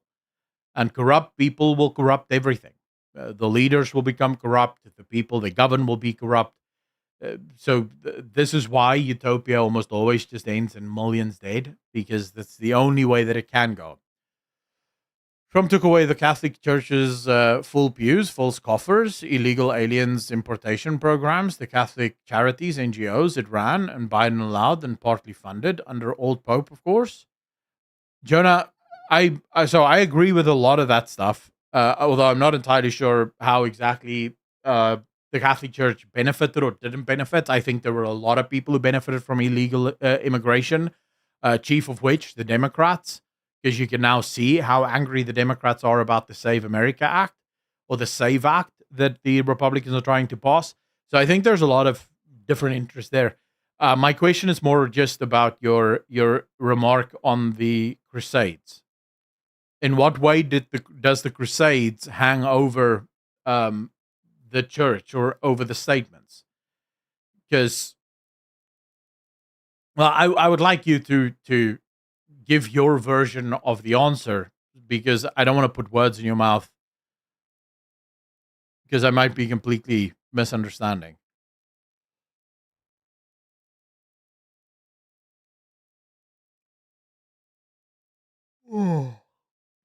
Wow. This has been a long morning. This has been a very long morning. 3.5 hours, and we're still no closer to an actual answer here. Oh, no wars are good. Yeah. Okay. So you're making the case. Yeah, I would agree. But I would also say the Crusades is probably a great. Yeah, NCA will probably pick up in a second. I will also say the Crusades is probably a very good indication of how even good and just wars can eventually become very corrupt. Right? Because yes, the reason for the Crusades was absolutely justified. If the Crusades didn't happen, Europe itself would have been an Islamic state. But you see, even there, eventually you have these guys that's going into the Middle East that they're not really there to try and save Christians. They're there to enrich themselves and make a lot of money doing it. So, even the most just of wars eventually also fall prey to our innate corruption. Eventually, our corruption poisons everything, which again is why I don't believe you can ever have a utopia, because you're always going to have our corruption that just interferes with everything. Oh.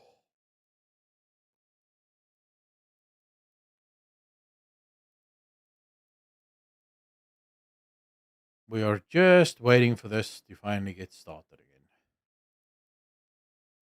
Hopefully, we're not going to be. But then again, actually, no. The judge called break only because she needed to consider everything that was lobbied against her. So hopefully, after this, we get the answer to leave to appeal, and then it's over. Here we go, boys.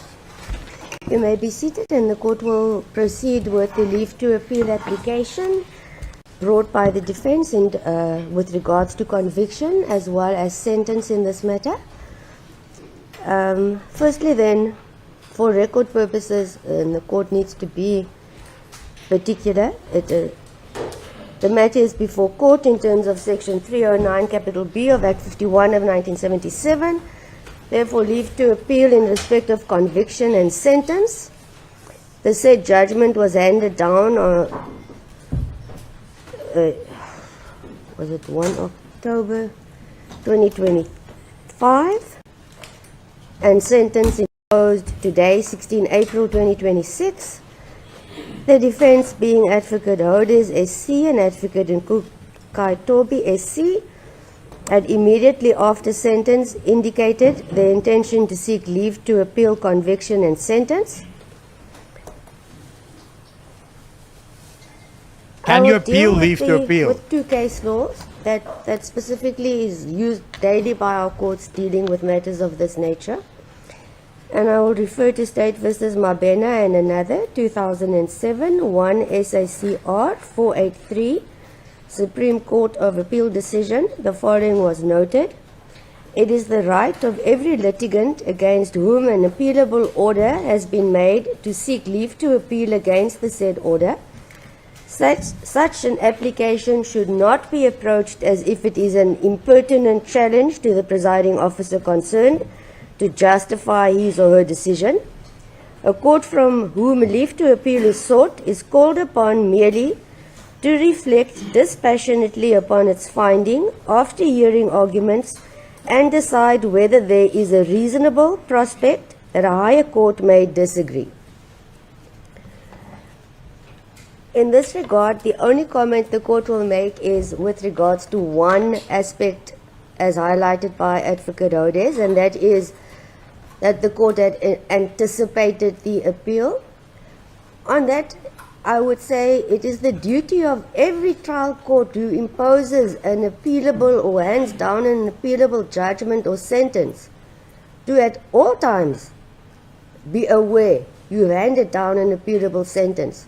So it should be the norm to anticipate an appeal, not the exception.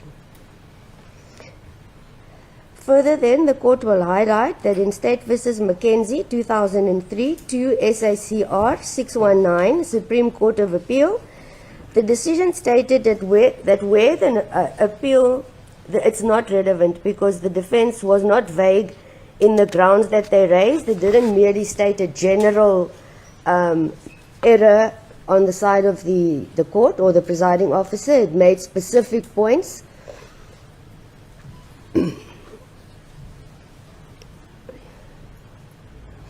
And the requirement according that case is that the appellant must do so and state the grounds clearly and specifically, and that has been done. As to what then constitutes reasonable prospects of success, Plaskett A.J. in State v. Smith 2012, 1 SACR 576, Supreme Court of Appeal decision, describes it concisively as follows. What the test of reasonable prospects of success postulates is a dispassionate decision based on the facts and the law. That a court of appeal could reasonably arrive at a conclusion different to that of the trial court. In order to succeed, therefore, the appellant must convince the court on proper grounds that he has prospects of success on appeal and that those prospects are not remote but have a realistic chance of succeeding. More is required to be established that there is a mere possibility of success. There must be a sound, reasonable basis for the conclusion that there are prospects of success on appeal.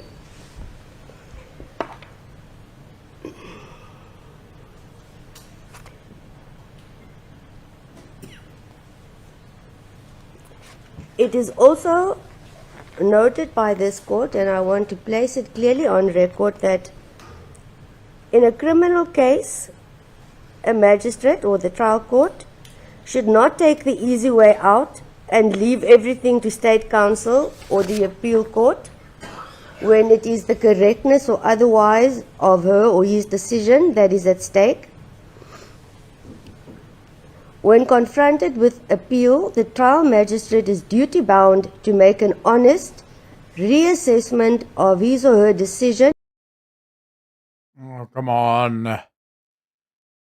Man. It is helpful to everyone concerned to know whether or not the trial magistrate still abides by his or her decision despite the appeal. If for some reason the trial magistrate has had a change of heart, it is more honorable to say so than to adhere to an indefensible decision. In doing so, it may save precious time and costs to all parties concerned, and the ends of justice cannot be served by prevaricating and being non-committal when the liberty of a citizen is at stake.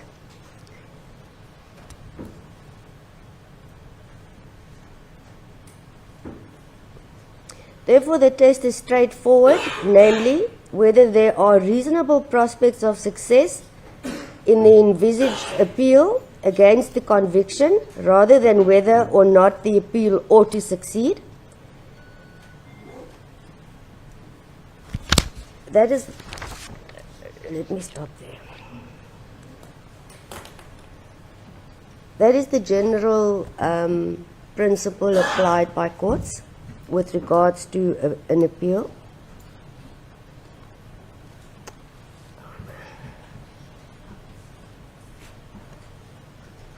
I think it's designed to be that way, Magna. I'm going to do it in the following fashion so that it's not repetitive, and state as follows. I'm going to deal with conviction and sentence in one ruling. Therefore, a court will have to be careful in its judgment in a leave to appeal application not to influence the outcome of an appeal, and for this reason is curtailed in dealing with the merits to the limited extent necessary to explain its reasoning for granting or not granting leave to appeal. So for this reason, the court will refrain from any further comments as to ensure that there is no interference with any proceedings that may follow.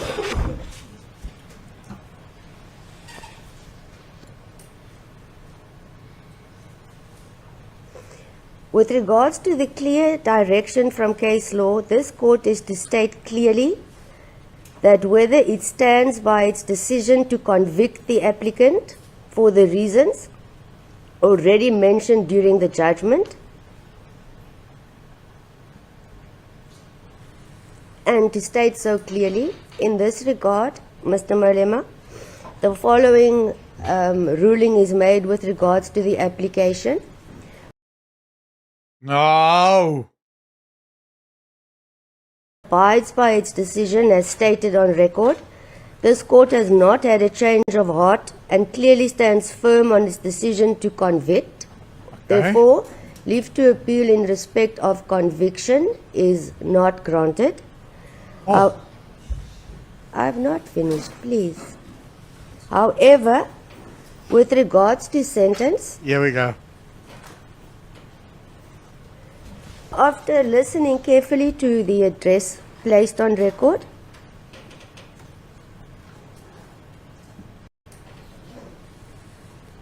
in respect of sentence, there is always a possibility that another court may come to a different conclusion regarding sentence.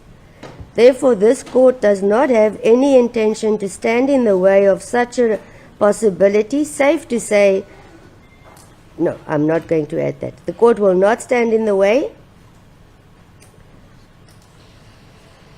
and therefore leave to appeal sentence in this matter is granted. If the court please assume. Thank you. There's one outstanding matter, that's the issue of the release of So you can appeal the sentence but not the conviction. So since the 27th of November 2019. It's 7.5 years ago. It was on warning at that point. The accused was on warning. He's abided by every request to be at court, every order of the court. Based on the Hudson, Anderson, and Bernardo decisions, would ask for reinstatement of his release on warning, Your Worship. I understand it's not opposed by Malema, but I'll allow it to confirm. Thank you. Sorry, there was just, are you saying you are applying that he be continued to remain on warning? Your Worship, please. Thank you, Advocate Otis. Advocate Caesar? Yes, I thought we had an agreement that the accused can be released on bail. I hear differently now, but I also have no objection if he is released on warning on this regard. Thank you. We had an agreement. Okay. I'm not wanting to be difficult. I also, in principle, do not have any objection to the request.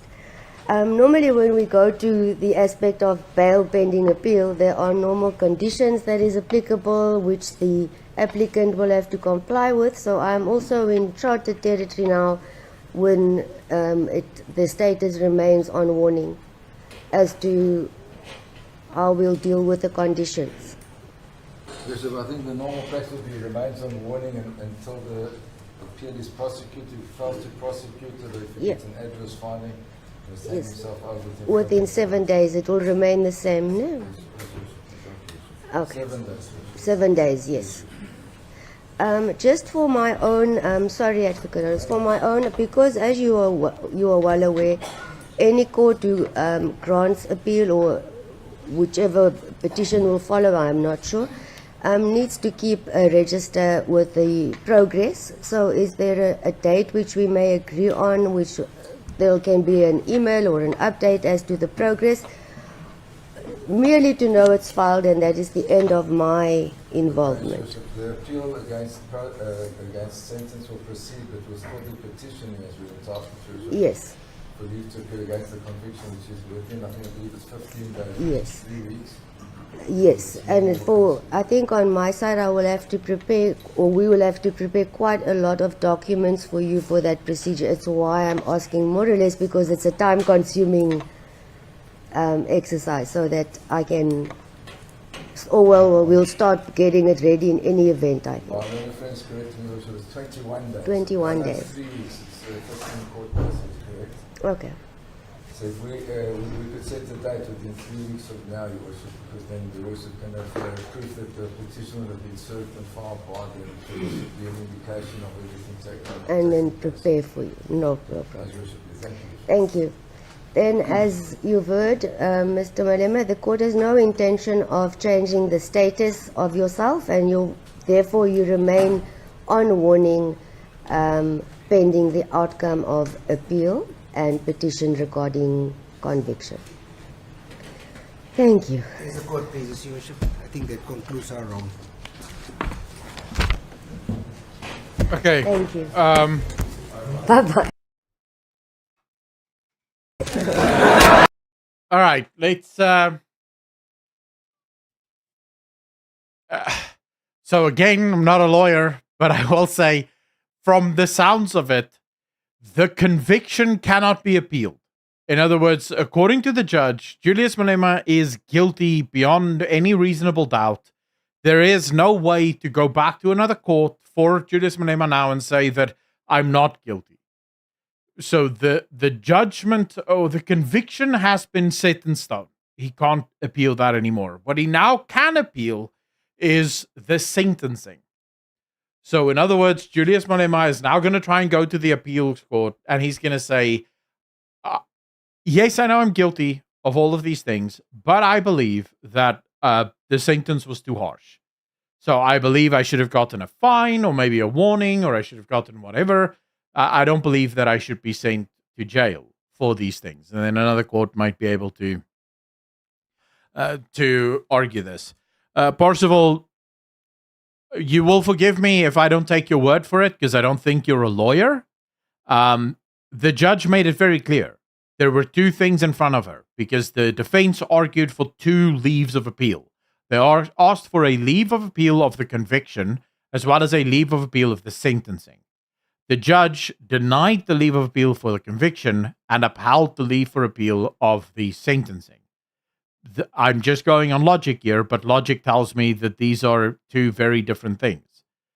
Now, that's not to say that there isn't another way of that you can do this, where you could probably go to a high court and suggest that the judge was completely out of her league or out of her, but then you're bringing a specific court case against the judge, right? So you'll sue the judge and make a claim that this judge was, biased, or the judge was hearing, and that would be a whole different story.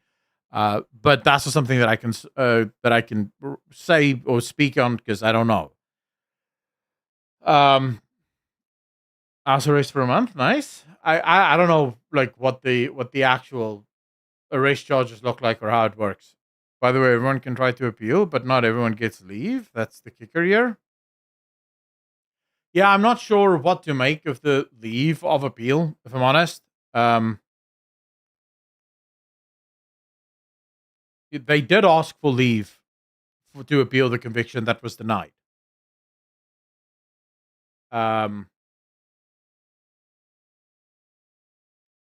Let's ask Grok.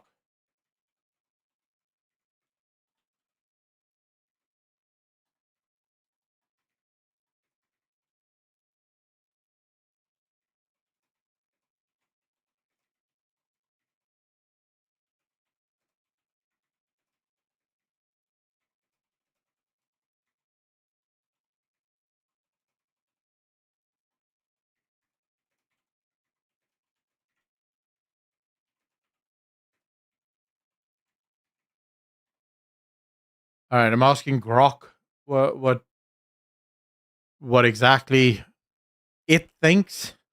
In South African criminal law, when a magistrate in a lower court, such as a district or regional magistrates court, rules on an application for leave to appeal under Section 309B and 309 of the Criminal Procedure Act 51 of 1977, they assess whether there are reasonable prospects of success on appeal to the High Court. The magistrate can grant or refuse leave separately for the conviction, the finding of guilt, and the sentence, the punishment imposed. This is common because the tests differ. Conviction appeal focuses on whether the magistrate erred in finding the accused guilty, example, misapplying the law to the facts, incorrect evaluation of evidence, or procedural issues affecting the verdict. The appeal court would examine if the conviction is safe or if there is a reasonable possibility that the trial court was wrong. Sentence appeal focuses on whether the sentence is inappropriate, excessive, or shows a misdirection. The judge actually spoke to this. In the conviction, she does not believe that any court would come to a different conclusion because the law is the law and there's actual video footage of him shooting. When it comes to a sentence, there's no way of knowing whether or not the guy, another court might go, well, actually, it shouldn't be 5 years, it should be 10 years. Right? There's physically no way of knowing this. So, in other words, sentencing is going to be a bit more loose, I guess you could argue.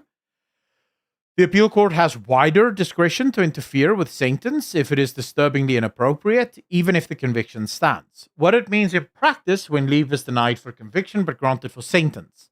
The conviction stands, at least for now. The magistrate found no reasonable prospects of success in challenging the guilty verdict. The accused cannot appeal the finding of guilt to the High Court on the basis of this leave decision. The sentence can be appealed. The magistrate believes there is a reasonable prospect that a higher court might find the sentence too harsh, not properly balanced, or otherwise appealable. The High Court will hear arguments only on the appropriateness of the punishment.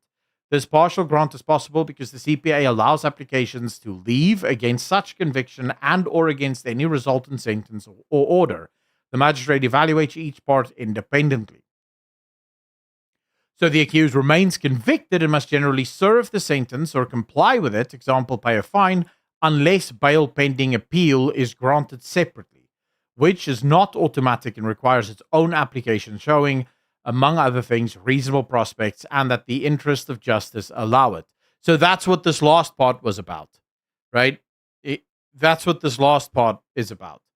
The last part of this is Julius Malema is now let go on a warning. In other words, he doesn't have to pay bail in order to get out.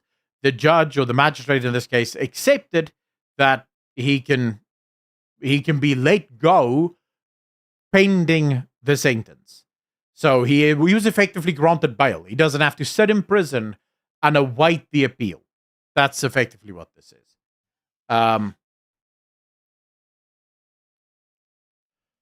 All about things, 6 months or 20,000. Those 3 judgments should have been consecutive. Yeah, but the Leona, they decided not to do it.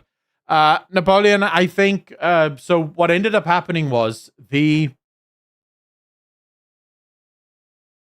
state, the prosecution, had a deal with Julius Malema already, but the judge ultimately decided to allow Julius Malema to be released on a warning. So he is under warning from the prison, from the justice system. If he does anything wrong, even gets a speeding ticket, he'll be in serious trouble. But for now, he's allowed to go. And so the prosecution could have challenged it. That's why the prosecutor got up at the end and he was like, we had an agreement for bail, but we're happy to accept the warning release, right? But the prosecutor could probably have stood up and said, no, we demand bail. They ended up not doing it, which is probably just not to waste time. That's effectively what it is. Place in 2 years' time. Well, we don't know how long it will be. How does this affect his political career? Mariska, up until now, I don't know. I mean, look, Jacob Zuma and President Nelson Mandela sat in prison for terrorism, and they were presidents. So one might actually make the argument that being a convicted felon in South Africa is a requirement in order to be president of this country. So really, one could make the argument Julius Malema is on his way to become the president of South Africa. James, they have to submit their appeal in 3 weeks. So they have 15 to 21 days, I believe. So 3 weeks in order to submit the appeal. And from there, it can take literally forever. Don't know. Whenever the High Court hears it. But usually appeals shouldn't take as long as the actual court case because the matter is already done, right? And especially in this instance, they can't appeal the conviction. The conviction is set. If they want to challenge the conviction, I'm assuming they would have to sue the judge or the magistrate in this case, and try to prove through that the magistrate was biased. The conviction stands, so they can't really re-argue the case. All they can now do is go to the High Court and be like, well, yes, this was the conviction, but we believe that 5 years is too much. So it should technically not be as long, but who knows, right? I've no idea. He remains in Parliament. If on appeal, the court enforces the sentencing or increases it, he goes to jail and cannot be in Parliament. Maybe AfriForum has a secret plan. I don't know. Like, I think what AfriForum just wants is justice, right? I think this is more than what AfriForum ever thought would happen. I think this is more than what AfriForum ever thought would actually occur. So yeah, I'm not sure, right? I don't think AfriForum thought that it would go as far as it ultimately did. But okay, ladies and gentlemen, on that note, I'm gonna go because I now quickly have to make a video explaining all of this in a video so that everyone knows what is actually going on. I truly appreciate all of you for coming and hanging out and keeping me company while we watched what felt a little bit like torture. I'm not going to lie. There were some torturous moments in this. But I truly appreciate all of you for being here and for making it a little bit more bearable. I will be back tomorrow morning at 12, well, tomorrow afternoon at 12 o'clock for our final stream of the week. Hopefully we get some juicy stuff happening today and tomorrow so that we can actually talk about that. If we don't, I have some interesting stuff that I want to talk about anyways tomorrow. So I will be back tomorrow. Ladies and gentlemen, as always, be good to each other, be kind to each other. Thank you so much to everyone that donated money and for everyone that became members and for the membership donations that was also given. I truly appreciate each and every one of you. It is with your help and with your absolute grace that I am allowed to do what I do. Please consider hitting the like button if you haven't already. That really does help out a lot. And I will see all of you in the next one. Peace.